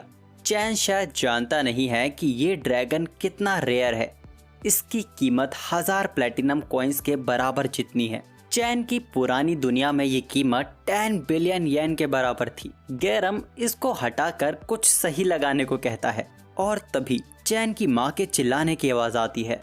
वो चैन से पूछती हैं कि उसने ये बाथरूम में क्या लगाया है जो उन्हें इतना बेहतरीन लग रहा है। चैन ने कुछ नहीं, बस अपने मैजिक से एक जेट स्प्रे बना दिया है जिसकी मदद से अब इन्हें हाथ लगाने की जरूरत नहीं पड़ेगी। गैरम कहते हैं कि तुम लड़कियां काफी ड्रामा करती हो, तो सरहा बोलती है कि वो खुद ट्राई क्यों नहीं करता। फिर गैरम अंदर जाते हैं और पागल ही हो जाते हैं और बाहर आकर कहता है कि अगर सरा चाहती है तो वो ये अपने घर में भी बनवा लेंगे। वैसे गैरम चैन को तैयार होने को कहते हैं। उसे मेहमानों को अपने मैंशन में इनवाइट करना होगा। हर नोबल को ये करना पड़ता है जब उसे मैंशन मिलता है। दूसरे शब्दों में चैन को डेब्यू पार्टी रखनी होगी। चैन तो बावला ही हो जाता है, एक और पार्टी करनी होगी। चैन का तो सिर दर्द करने लगा था, वो इन सब के बारे में कुछ भी नहीं जानता। तभी चैन का नया बटलर कहता है कि उसने सभी तैयारी कर ली है। उसने उन लोगों की लिस्ट भी बना ली थी जिनको चैन को इनवाइट करना चाहिए। चैन इसके लिए अपने बटलर कोलन को शुक्रिया कहता है। उसने लिस्ट पढ़ के देखी, उसमें ड्यूक एरिक और प्राइम मिनिस्टर मैग्ना का नाम था और उसमें उस शख्स का भी नाम था कार्जिनो, जो चैन की इस कामयाबी के खिलाफ था। लेकिन उन्हें बुलाना ही होगा क्योंकि वो हाई रैंक के नोबल हैं। इसको लेके चैन थोड़ा परेशान था, पर फिर वो लिस्ट देखता है और फिर कोलन से पूछता है कि क्या हमें किंग को इनवाइट नहीं करना चाहिए। कोलन जवाब देता है कि हाई रैंक के नोबल और रॉयल्टी ही किंग को इनवाइट कर सकते हैं। खैर, इसके बाद लिस्ट के अकॉर्डिंग पार्टी के लिए चैन को अल्कोहल, फूड और गिफ्ट की जरूरत पड़ेगी। चैन तो परेशान होने लगता है, यार कितना सारा काम करना है। सर दर्द की बात तो ये थी कि वो सभी नोबल्स को क्या गिफ्ट देगा। तब सिल्विया चैन को आइडिया देती है कि वो अपने तरीके से उनकी मेहमान नवाजी क्यों नहीं करता। सिल्विया की ये बात चैन को काफी अच्छी लगी। इसके कुछ देर बाद हम देखते हैं कि चैन अपने मैजिक से कांच के ग्लासेस बना रहा था, जो कि चमकीले और बहुत ही सुंदर थे। चैन ने सभी को यही तोहफे में देने का डिसाइड किया है। इन ग्लासेस के द्वारा ही चैन अपनी मेहमान नवाजी दिखाएगा। हमें पता चलता है कि चैन ने खाना भी अपने तरीके से ही बनवाया है। उसने अपनी दुनिया का हैमबर्गर यहाँ बनवाया है। वो सिल्विया से इसको टेस्ट करने को कहता है। उसने टेस्ट किया और वो तो इसके स्वाद की दीवानी ही हो गई। फिर उसने चैन की दुनिया की शराब पीकर देखी और वो तो कमाल ही थी। हैमबर्गर के साथ इसकी जोड़ी ऐसे लगती है जैसे ये दोनों एक दूसरे के लिए ही बने हैं। चैन ने अपने मैजिक से शराब में थोड़ा फिजी ऐड किया है। वो तो माइनर है, वो पी नहीं सकता, इसीलिए वो जानता नहीं कि ये कहीं ज्यादा स्ट्रॉन्ग तो नहीं बन गई है। पर जिस तरीके से सिल्विया को चढ़ी हुई थी और लगातार ग्लास पिए ही जा रही थी, पता चलता है कि उससे ये झेली नहीं जा रही। तभी घबराया हुआ कोलन वहां आता है। वो चैन को बताता है कि रॉयल पैलेस से एक मैसेंजर आया है। अगले ही सीन में हम चैन को किंग के सामने बैठा हुआ देखते हैं और किंग बिल्कुल भी खुश नहीं दिख रहे थे। तभी गुस्सैल आवाज में किंग चैन से पूछते हैं उन्हें उसकी डेब्यू पार्टी का इनविटेशन क्यों नहीं आया है। वो भड़क जाते हैं कि उसने इनविटेशन एरिक और मैग्ना को तो भेजा, लेकिन जिसने उसे महल दिया उसको ही उसने इनवाइट नहीं किया। तभी एरिक किंग के मुंह पर इनविटेशन दिखाते हुए कहता है कि आपको सिर्फ हाई रैंक के नोबल्स ही इनवाइट कर सकते हैं मेरे मैजेस्टी। किंग की आंखों में आंसू आ गए थे। वो कहते हैं कि वो उसके होने वाले पिता हैं, आखिर वो उन्हें ही कैसे नकार सकता है। चैन उनसे माफी मांगता है और कहता है कि वो उन्हें इनविटेशन देना चाहता था, लेकिन पिछली मुलाकात के वक्त वो बहुत ही बिजी थे। वो उन्हें इनविटेशन देने के लिए एक अच्छी अपॉर्चुनिटी का वेट कर रहा था। चैन किंग को उनका इनविटेशन दे देता है। उसके मिलते ही किंग मानो खुशी के मारे पागल ही हो गए थे। वो एरिक को दिखाने लगते हैं कि देखो मुझे भी इनविटेशन मिला है। चैन बार बार बच गया। अच्छा हुआ कि उसने कोलन के एडवाइस पे एक इनविटेशन कार्ड रख लिया। अब जब मेड को पता चलता है कि किंग भी पार्टी में शामिल होने वाले हैं, उन्हें यकीन नहीं होता। वो पूछती हैं कि वो पार्टी में क्यों शामिल हो रहे हैं, तो चैन उन्हें बता ही देता है कि वो प्रिंसेस टेलेस्टिया का होने वाला पति है। लड़कियों को तो यकीन ही नहीं होता। सिल्विया सभी लड़कियों को शांत करती है और कहती है कि जो भी पार्टी में शामिल होगा सभी को अच्छी मेहमान नवाजी दी जाएगी। खैर, ये वक्त भी आ गया था। कई नोबल्स चैन की पार्टी में शामिल होते हैं। ड्यूक एरिक भी सिल्क के साथ चैन की पार्टी में शामिल हुए थे। एरिक अंदर आते ही हॉल में रेड ड्रैगन को देख हैरान हो जाते हैं। उन्होंने इसकी काफी कहानियां तो सुनी थी, पर कभी वो इतने करीब से इसे देखेंगे उन्होंने कभी सोचा नहीं था। सिल्क तो यहाँ अपना फ्यूचर इमेजिन कर रही थी जब वो यहाँ रहा करेगी। एरिक उन्हें रोकते हैं कि अभी इसके लिए बहुत वक्त है। इसके बाद चैन वहाँ कमाल की स्पीच देता है और पार्टी को शुरू करता है। चैन के यहाँ की नई तरह की वाइन सभी को बहुत ही पसंद आई और इस ग्लास ने तो एरिक का पूरा टेंशन ही छीन लिया है। चैन बताता है कि ये ग्लास सभी के लिए उसकी तरफ से तोहफा है। वो इस ग्लास को अपने साथ ले जा सकते हैं। चैन के द्वारा बने गए खाने ने तो सभी को चैन का दीवाना ही कर दिया था। तभी किंग भी चैन की पार्टी में शामिल होते हैं। कईयों को तो यकीन ही नहीं होता कि किंग भी पार्टी में शामिल हुए हैं। किंग को वाइन सर्व की जाती है, पर किंग तो पहले ही ग्लास की खूबसूरती में खो जाते हैं। फिर जब उन्होंने वाइन पी वो तो उछल ही गए थे। फिर किंग को हैमबर्गर सर्व किया गया। इसके लिए तो किंग के पास शब्द ही नहीं थे। वो बस इसकी तारीफें करे ही जा रहे थे। तभी क्वीन भगी भगी चैन के पास आती है और पूछती है कि टॉयलेट में ये पानी की धार कैसी है जिसने उनको यहीं जन्नत का एहसास करवा दिया। वो चैन को बोलने भी नहीं देती और चैन को एक उनके महल में भी लगाने को कहती है। किंग भी पूछते हैं कि ऐसा क्या देख लिया मैडम। तो क्वीन भी कहती हैं आप खुद क्यों नहीं देख लेते सर जी। किंग को तो अंदर मजा ही आ गया। वो तो बाहर आते ही चैन पर भड़क पड़ते हैं। उसने ऐसी कमाल की चीज लगा रखी है और उन्हें बताया भी नहीं। वो चैन को कल ही एक ऐसा उनके महल में भी लगाने को कहते हैं। किंग यहाँ कमिट करते हैं कि चैन की पार्टी का सिर्फ खाना ही नहीं बल्कि यहाँ तो सब कुछ ही बेहतरीन है। वो इसको महान मेहमान नवाजी का दर्जा देते हैं। किंग के द्वारा ऐसी तारीफ मिलना बिल्कुल भी आम बात नहीं है। सभी नोबल्स चैन के लिए तालियां बजाने लगते हैं। तभी चैन का बटलर उसके लिए एक खबर लाता है। हमें पता चलता है कि कार्जिनो भी आ गया है। वो अंदर घुसा भी नहीं और उसने महल की बेइज्जती करना शुरू भी कर दिया। वो चैन के महल को डॉग हाउस से कंपेयर कर रहा था। कार्जिनो अंदर जाने लगता है। कोलन कार्जिनो को रेड ड्रैगन के बारे में बताने वाला था पर चैन उसे वहीं रोक लेता है। अंदर अचानक रेड ड्रैगन को देख कार्जिनो जमीन पर फैल गया था। चैन उससे माफी मांगता है और कहता है कि ये तो बस डेकोरेशन के लिए है। कार्जिनो गुस्से में बोलता है कि तुम्हें मुझे ये पहले बताना चाहिए था। कार्जिनो अंदर जाता है और हर एक चीज की बुराई करने लगता है। बाकी नोबल्स को भी कार्जिनो का ये बर्ताव बिल्कुल भी अच्छा नहीं लगा। खासकर उसका ये एटीट्यूड तब है जब वो किंग के बाद आया है। उसे तो यकीन था कि यहाँ की शराब भी बकवास होगी। उसने एक सिप ली और उसे मजा ही आ गया। लेकिन वो कहता है कि ये एकदम बकवास थी। इसके बाद उसे हैमबर्गर सर्व किया जाता है।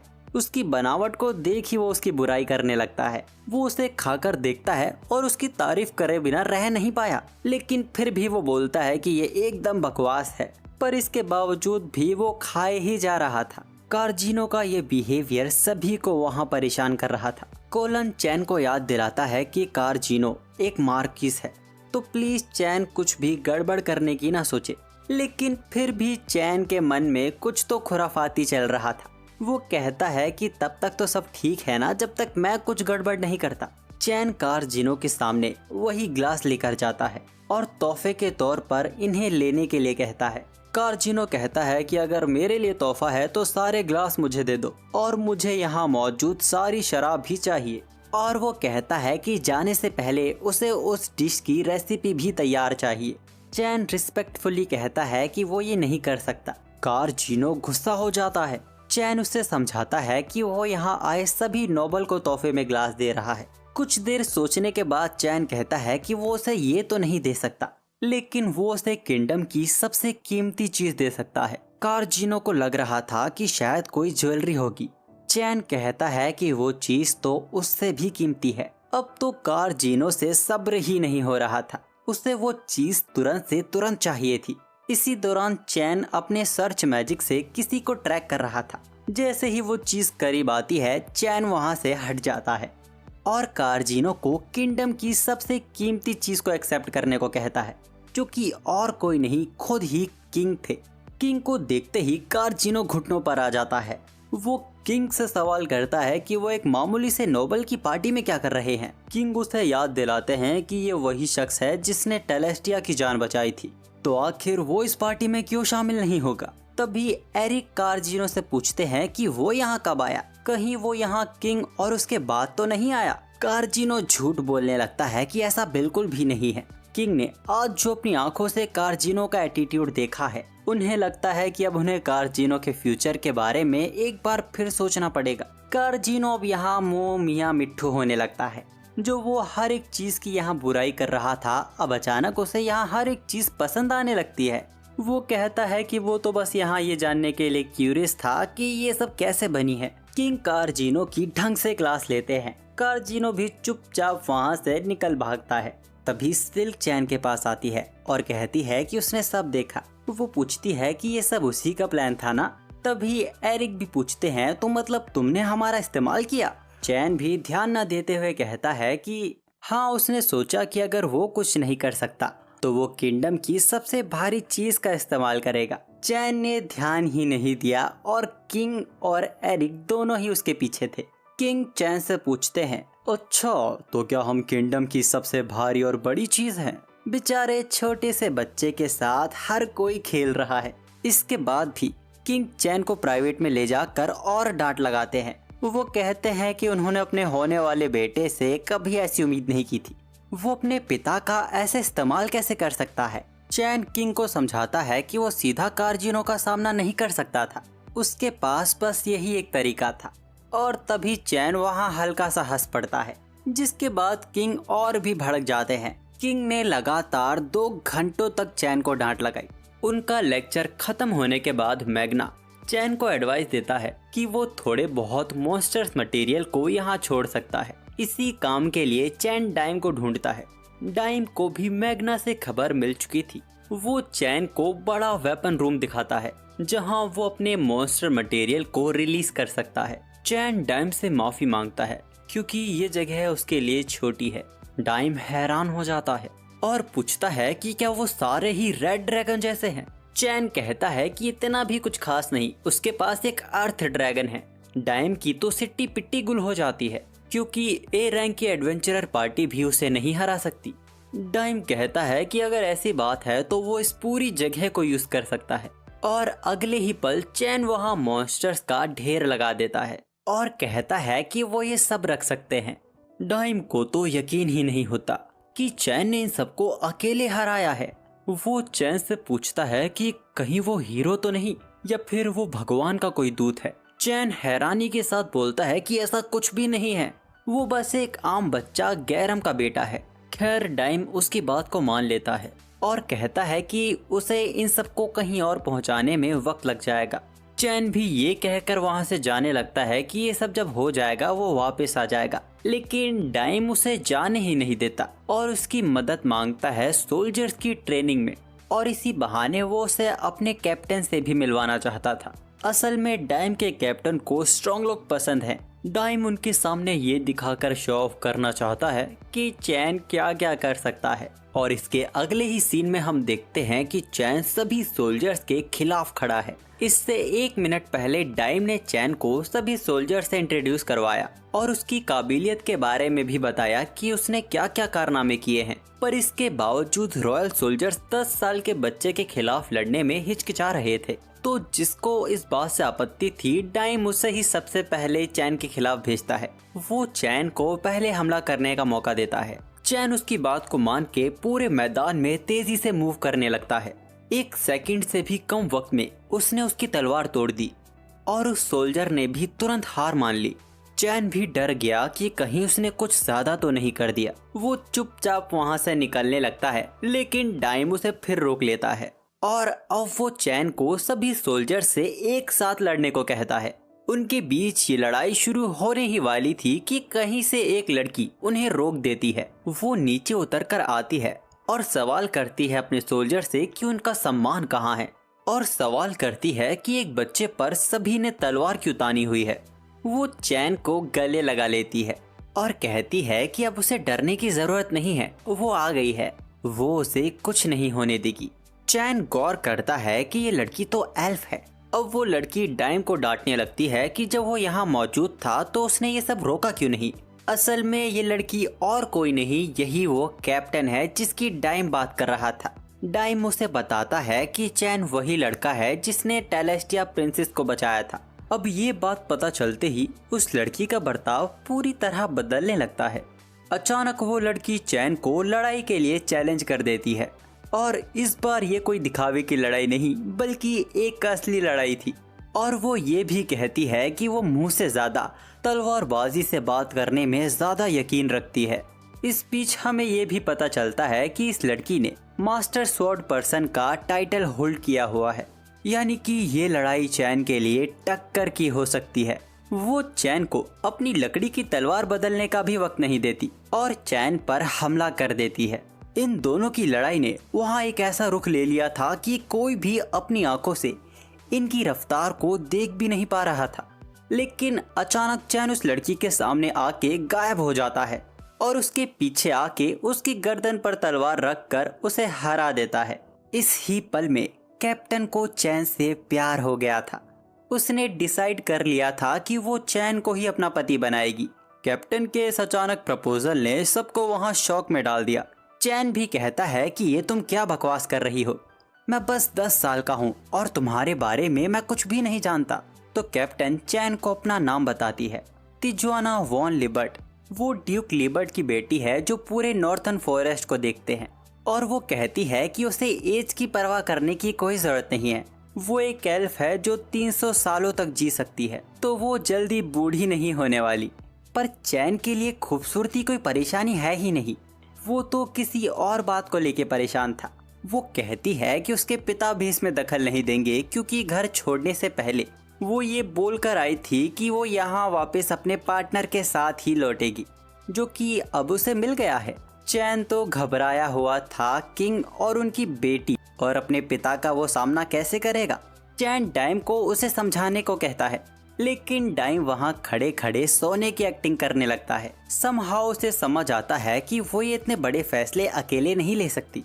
चैन खुश हो जाता है। फिर वो कहती है कि उसे किंग से बात कर लेनी चाहिए और वो डाइम को किंग के साथ अपॉइंटमेंट फिक्स करने को कहती है। चैन की तो वाट ही लग गई थी, अब हालात और भी ज्यादा बिगड़ जाएंगे। तिजुआना चैन को एक शब्द नहीं बोलने देती और उसे अपने साथ ले जाती है। अगले ही पल हम तिजुआना और चैन को किंग के सामने बैठा हुआ देखते हैं। तिजुआना ने किंग के सामने सीधा बक दिया कि वो चैन से शादी करेगी। किंग और गैरम को तो मानो दिल का दौरा ही पड़ गया था। वो चैन को तुरंत सब कुछ एक्सप्लेन करने को कहते हैं। चैन उन्हें शुरू से सारी बात बताता है। गैरम चैन से पूछते हैं कि क्या वो इस बात से वाकिफ भी है कि आखिर तिजुआना कौन है। असल में तिजुआना सिर्फ एक कैप्टन ही नहीं, बल्कि लिबर्ट नेशन जहाँ से वो आई है वो पूरा एल्फ्स का इलाका है। और जैसा कि हम सब जानते हैं कि एल्फ्स कितनी ज्यादा खूबसूरत होती हैं, इसी कारण पिछले वक्त में इन लोगों को जबरदस्ती वॉर में घसीटा जाता था। इनकी खूबसूरती की वजह से इनको किडनैप किया जाता था, इनको स्लेव्स बना के रखा जाता था। लेकिन उनका जो ये किंगडम है एसफोर्ड, यहाँ के पहले राजा किसी भी तरह के डिस्क्रिमिनेशन को पसंद नहीं करते थे। उनका नाम था यूया टेरा हिरासावा। उन्होंने एल्फ्स के नेशन को अपनी प्रोटेक्शन दी। लिबर्ट टेरिटरी एक इंडिपेंडेंट नेशन है और तियोजाना वहाँ की राजकुमारी है। सीधे शब्दों में कहा जाए तो चैन को एक राजकुमारी से शादी का प्रपोजल आया है। आखिर किंग तिजुआना को सच बताते हैं कि चैन पहले ही सिल्क और उनकी बेटी टेलेस्टिया के साथ इंगेज है। तिजुआना को बहुत बड़ा झटका लगा। वो एडमिट करती है कि चैन इतना खास है कि किंग और एरिक दोनों ने ही चैन को पहले ही बुक किया हुआ है, पर इसके बावजूद वो चैन से शादी करना चाहती थी। अब तो किंग भी कुछ नहीं कर सकते थे। वो कहते हैं कि वो तब मानेंगे जब वो अपने पिता को लेटर लिखकर सब कुछ बता देगी और उनकी मर्जी मिलने के बाद ही वो आगे बात करेंगे। उनकी बात मानकर तिजुआना चैन को लेके वहाँ से निकल जाती है। किंग को तो यकीन ही नहीं हो रहा था कि चैन ने तिजुआना को भी हरा दिया। वो यहाँ की सबसे ताकतवर सोल्जर थी। तभी डेम किंग को एक अजीब बात बताता है जो उसने नोटिस की। वो किंग को बताता है कि जब उसने चैन से पूछा था कि क्या वो गॉड का स्टूडेंट है, तो चैन एक वक्त के लिए घबरा गया था। वो सब डेम की इस बात पर गौर करने लगते हैं। तब मैग्ना बोलता है कि उनके पास एक तरीका है जो सब सच सामने ला देगा, एक ऐसी किताब। इसके कुछ दिन बाद थके हारे चैन को डाइम मिलता है। चैन बहुत ही डरा हुआ था। उस दिन के बाद से ही उसे हर दिन तिजुआना के साथ डेट पे जाना पड़ रहा है और हर डेट पे तिजुआना उसे तब तक नहीं छोड़ती जब तक वो चैन के अंदर की पूरी ताकत को खींच नहीं लेती। पर जिस डायरेक्शन में तुम्हारा दिमाग जा रहा है वो लोग ऐसा नहीं करते थे। असल में हर डेट पे तिजुआना चैन के साथ नकली लड़ाई करती थी और अब चैन के स्टेटस में एक नया टाइटल ऐड हो गया है जो कि है मास्टर स्वॉर्ड पर्सन, जो कि तिजुआना के पास भी यही टाइटल है। अब तिजुआना चैन को वापस से ढूंढने लगती है। चैन वहाँ से भाग रहा था लेकिन डाइम उसे पकड़ लेता है। असल में किंग ने आज फिर से चैन को याद किया है। चैन वहाँ एक दुखी पुतले की तरह बैठा हुआ था। किंग ने चैन को यहाँ बुलाया है क्योंकि वो उसे कुछ दिखाना चाहते हैं। मैग्ना चैन के सामने एक किताब रखता है।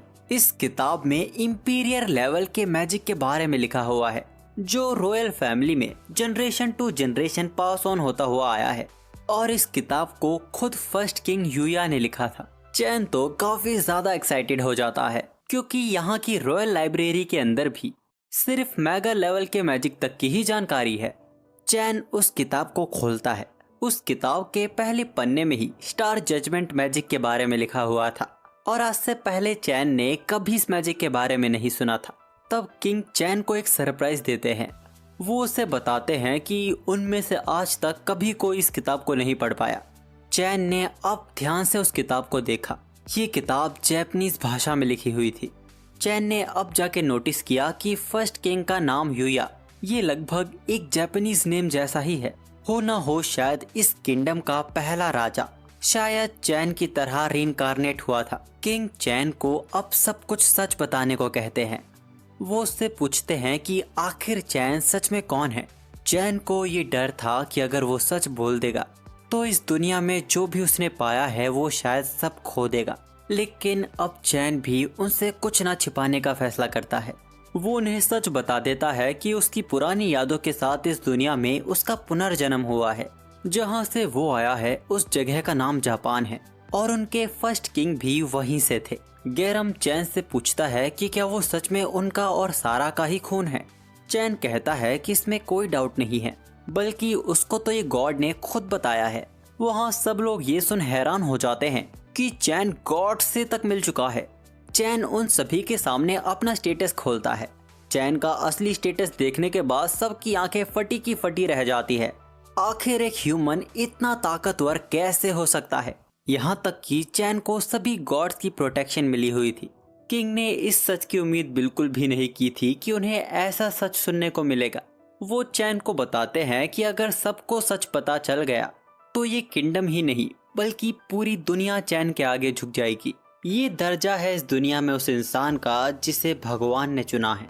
चैन उठकर कहता है कि उसे ये सब नहीं चाहिए। वो मानता है इस बात को कि उसका पुनर्जन्म हुआ है और उसके पास अपनी यादें भी हैं।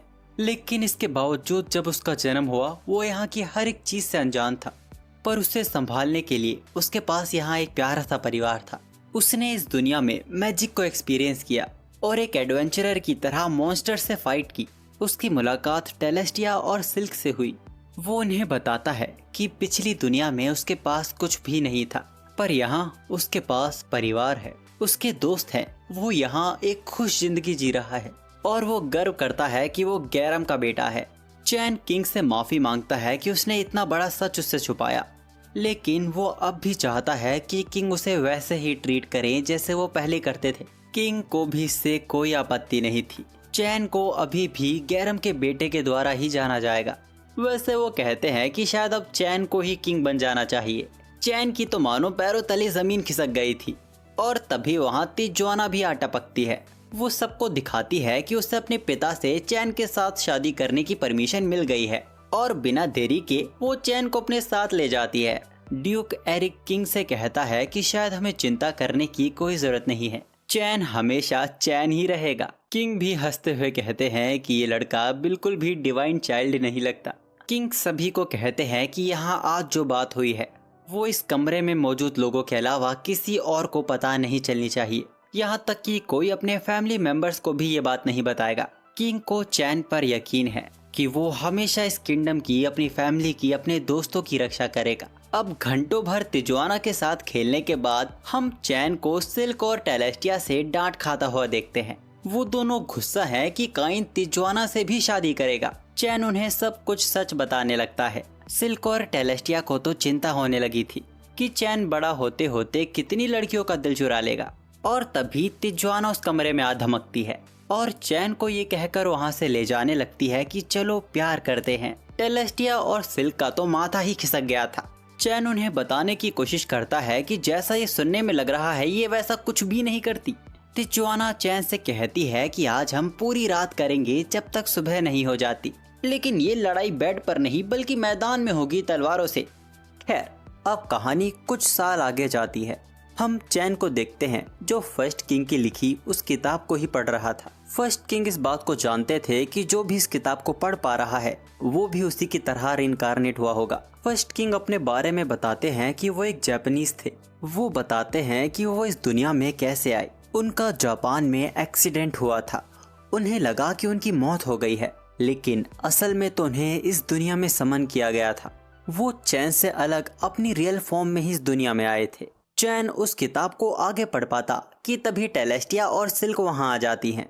वो चैन से पूछती हैं कि क्या वो एंट्रेंस एग्जाम के लिए पढ़ाई कर रहा है। फिर वो दोनों ही चैन के साथ पढ़ाई करने की जिद करने लगती हैं, लेकिन चैन ने आज मना कर दिया। वो उन दोनों से ये कहकर वहां से निकल जाता है कि आज और कल उसके पास उनके लिए टाइम नहीं है। बाहर निकलते ही तिजुआना चैन को पकड़ लेती है और कहती है कि वो चैन के साथ कल एक मॉक बैटल करना चाहती है, लेकिन चैन तिजुआना को भी मना कर वहाँ से भागने में कामयाब हो जाता है। असल में कल चैन का जन्मदिन है और आज के दिन की शुरुआत से वो 12 साल का हो जाएगा, यानी कि आज वो दिन है जब वो एडवेंचरर बनने के लिए रजिस्टर कर सकता है। उस गिल्ड के मुकाबले रॉयल कैपिटल की गिल्ड काफी ज्यादा कमाल की थी। यहाँ की तो रिसेप्शनिस्ट भी कमाल की दिखती है।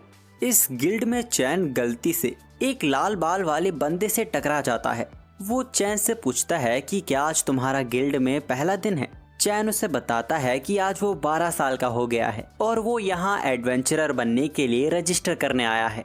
वो चैन को गुड लक कहता है और इस बात का ध्यान रखने को कहता है कि उसके पास बस एक ही लाइफ है। चैन को पता नहीं क्यों लग रहा था जैसे कि वो इस बंदे को जानता है। खैर, चैन को रजिस्ट्रेशन के लिए फॉर्म दिया जाता है। चैन फॉर्म में सिर्फ अपना नाम चैन रखता है। वो नहीं चाहता कि उसकी एडवेंचरर लाइफ में पता चले कि वो नोबल है। इसके बाद चैन को इस क्रिस्टल पर अपने खून की एक बूंद डालने को कहा जाता है। सारी फॉर्मेलिटी पूरी करने के बाद चैन को अपना खुद का जी रैंक का एडवेंचरर कार्ड मिल गया था। चैन को याद आता है कि उसके टीचर डी रैंक के एडवेंचरर थे, तो वो सोच रहा था कि आज वो कहाँ पर होंगे।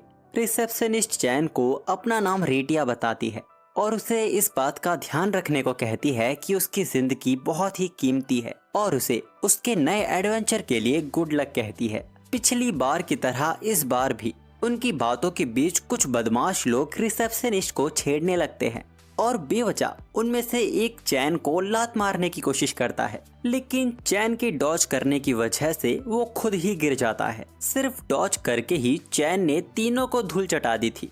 उस आदमी का दिमाग खिसक गया था। वो अपनी तलवार बाहर निकालने वाला था। चैन उसे रोकने की कोशिश करता है और तभी वो लाल बालों वाला बंदा बीच में आ जाता है। इस एडवेंचरर का नाम है क्लाउड, जो कि आइस फ्लेम से है और इसको अपने खिलाफ देखते ही वो तीनों तुरंत वहां से भाग पड़ते हैं। चैन उसका शुक्रिया करता है उनकी मदद करने के लिए। क्लाउड उससे कहता है कि उसने अपनी मदद खुद ही की है और जिस तरीके से चैन मूव कर रहा था वो बता सकता है कि वो कितना स्ट्रांग होगा।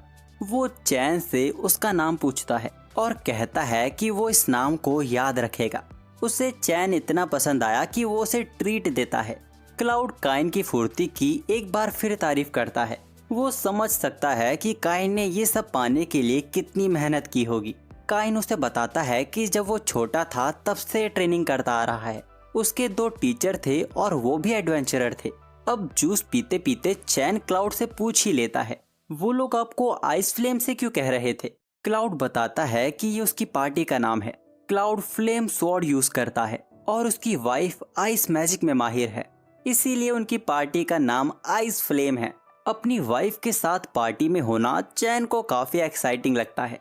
क्लाउड चैन को एडवाइस देता है कि उसे एक भरोसेमंद साथी ढूंढना चाहिए जिसके साथ वो मिशंस करके अपनी रैंक को काफी तेजी से बढ़ा सकता है।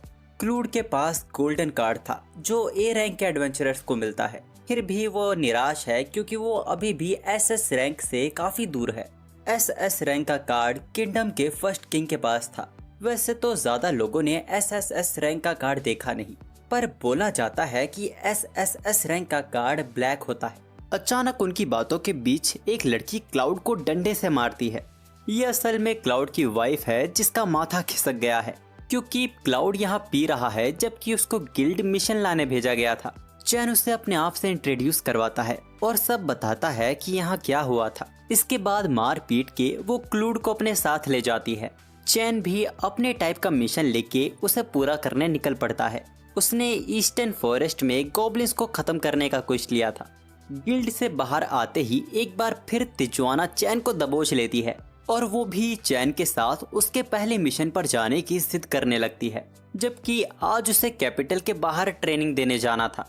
और वो डेम को साफ मना कर देती है कि एक वाइफ अपने होने वाले पति की नई शुरुआत को कैसे मिस कर सकती है। चैन भी वहाँ से भागने की कोशिश करता है, लेकिन जब तिजुआना जिद पर आ जाती है तब कोई उसे रोक नहीं सकता है। जंगल में आते ही तिजुआना अजीब अजीब बातें करने लगती है, जैसे कि हम दोनों इस घने जंगल में अकेले हैं, मेरा दिल बहुत तेजी से धक धक कर रहा है। जिसके बाद वो चैन को पकड़ के और घने जंगल में जाने लगती है। चैन सर्च मैजिक से गॉब्लिन्स का पता लगाता है। उस जगह पहुंचते ही वो लोग देखते हैं कि यहाँ के हालात तो बहुत खराब हैं। एक घायल इंसान गॉब्लिन्स के बीच गिरा हुआ था। चैन और तिजुआना उनके बीच आ जाते हैं। चैन अपने हीलिंग मैजिक से उस बंदे की रिकवरी में मदद करता है। ये कोई जी रैंक का मिशन नहीं है। यहाँ के हालातों से पता चलता है कि ये हाई रैंक के गॉब्लिन्स हैं। तिजुआना उन तीनों गॉब्लिन्स को मार के एक सेफ रूट तैयार करती है, लेकिन इसके बाद और गॉब्लिन्स वहाँ आने लगे थे। चैन अपना मैजिक शेयर करके तिजुआना की मदद करता है। अगर चैन का मैजिक इसमें ना भी होता तो भी तिजुआना की ताकत बढ़ जाती। चैन के छूने भर से ही उसको ऐसा लगने लगता है जैसे कि वो दो जिस्म एक जान हो गए हैं। प्यार के यूं गीत गाते गाते तिजुआना आसानी से सभी गॉब्लिन्स को खत्म कर देती है और इसके बाद वो चैन के साथ अपनी शादी इमेजिन करने लगती है। लेकिन फिर तभी उस जंगल में से ग्रीन लिजर्ड्स बाहर आने लगते हैं। ये डी रैंक के मॉन्स्टर्स थे। चैन तिजुआना को इस आदमी को सुरक्षित यहाँ से ले जाने को कहता है। चैन यहाँ कुछ बड़ा करने वाला था। अपने होने वाले पति की बात मानकर तिजुआना वहाँ से उस आदमी को लेके वहाँ से चली जाती है, जिसके बाद चैन वहाँ लाइट बॉल क्रिएट करता है। इससे सभी लिजर्ड्स कुछ देर के लिए अंधे हो गए थे। चैन मौके का फायदा उठा के आइस पिलर क्रिएट करता है, जिसमें सभी ग्रीन लिजर्ड्स एक बार में ही खत्म हो गए थे। अब इस हादसे से कुछ देर बाद हम चैन के पुराने टीचर्स को यहाँ देखते हैं, जिनको यहाँ गिल्ड से ग्रीन लिजर्ड्स को मारने का मिशन मिला था।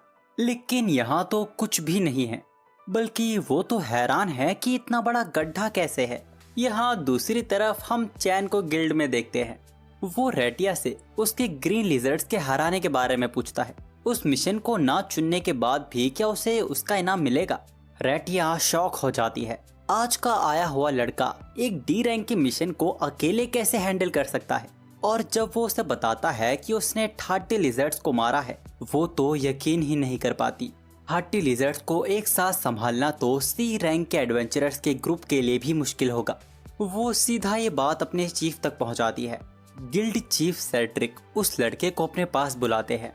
हम देखते हैं कि सेड्रिक चैन के साथ बहुत ही गलत तरीके से बर्ताव कर रहा है। उसका कहना था कि चैन एक स्कैमर और झूठा है, जो बड़े इनाम के लिए उनसे झूठ बोल रहा है। सेड्रिक चैन की बिना एक बात सुने उसकी बेइज्जती करता ही जा रहा था। यहाँ तक कि पनिशमेंट के तौर पर वो चैन के गिल्ड कार्ड को कैंसिल करने वाला था। रेटिया बीच में बोलने की कोशिश करती है, लेकिन वो रेटिया को भी बुरी तरह डांट देता है। चैन ने तो अपना सिर ही पकड़ लिया था। उसका करियर तो आज ही शुरू होते ही आज ही खत्म हो गया।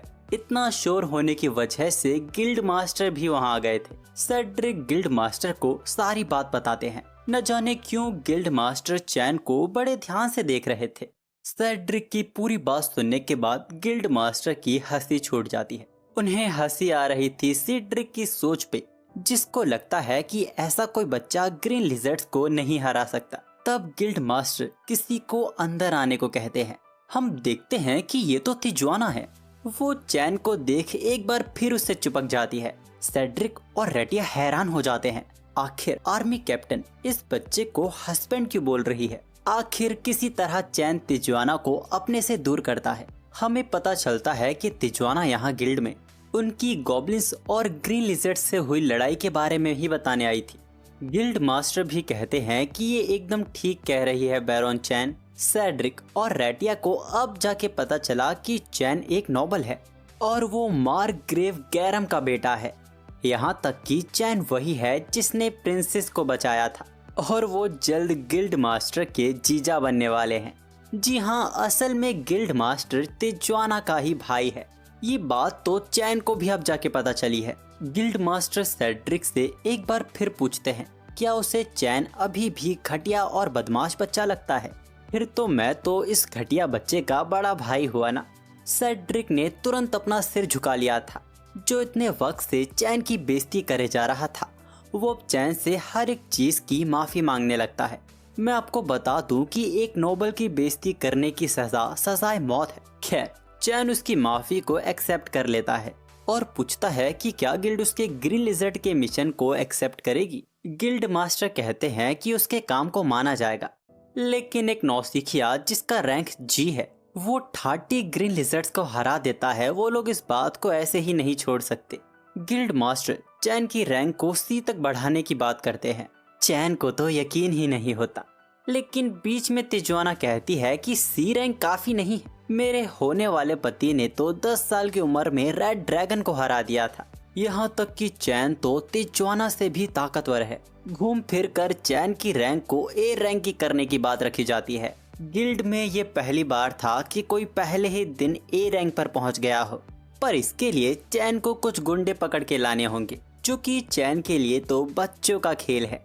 गिल्ड मास्टर सेड्रिक और रैटिया को पेपर वर्क संभालने को कहते हैं।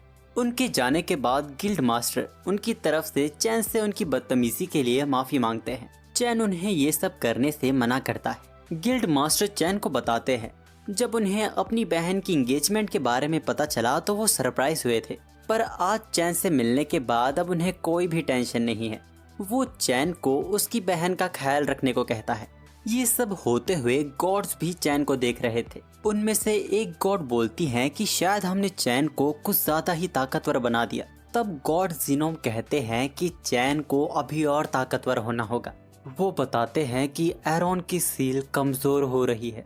अचानक सभी गॉड्स हैरान हो जाते हैं और कहते हैं कि अगर एरोन वापस आ गया तो दुनिया पर वाकई बहुत बड़ा खतरा मंडरा रहा है। गॉड्स अब तक उसे 300 सालों तक कैद करने में कामयाब रहे, लेकिन अब क्या होगा ये कोई नहीं बता सकता। गॉड्स किसी एक शख्स की बात करने लगते हैं जो चैन को ट्रेनिंग देके उसे और भी स्ट्रॉन्ग बनाएगा। और यहाँ दूसरी तरफ चैन को अपना गोल्डन कार्ड मिलने के बाद उसकी खुशी खत्म ही नहीं हो रही थी। आज तो सिल्क और टेलेस्टिया भी बहुत खुश है, क्योंकि आज चैन उनके साथ पढ़ाई जो कर रहा है वो तो इसको स्टडी डेट कहकर खुश हो जा रही थी। और तभी वहाँ तिजवाना कबाब में हड्डी बन जाती है, जो कि कहती है कि फॉरेस्ट डेट में तो बहुत मजा आया, अगली डेट पे हमें बीच पर जाना चाहिए। तिजवाना ने चैन को एक बार फिर बड़ी मुश्किल में फंसा दिया था। खैर, आज इस पार्ट के लिए इतना ही। अगर आपको ये वीडियो पसंद आती है तो इसके सेकंड पार्ट पे काम जल्द से जल्द शुरू हो जाएगा।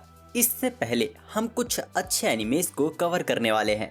साथ ही साथ मैं एक सेकंड चैनल शुरू करने जा रहा हूँ, जहाँ पे हम अच्छे वाले रोम-कॉम एनिमेस को कवर करने वाले हैं।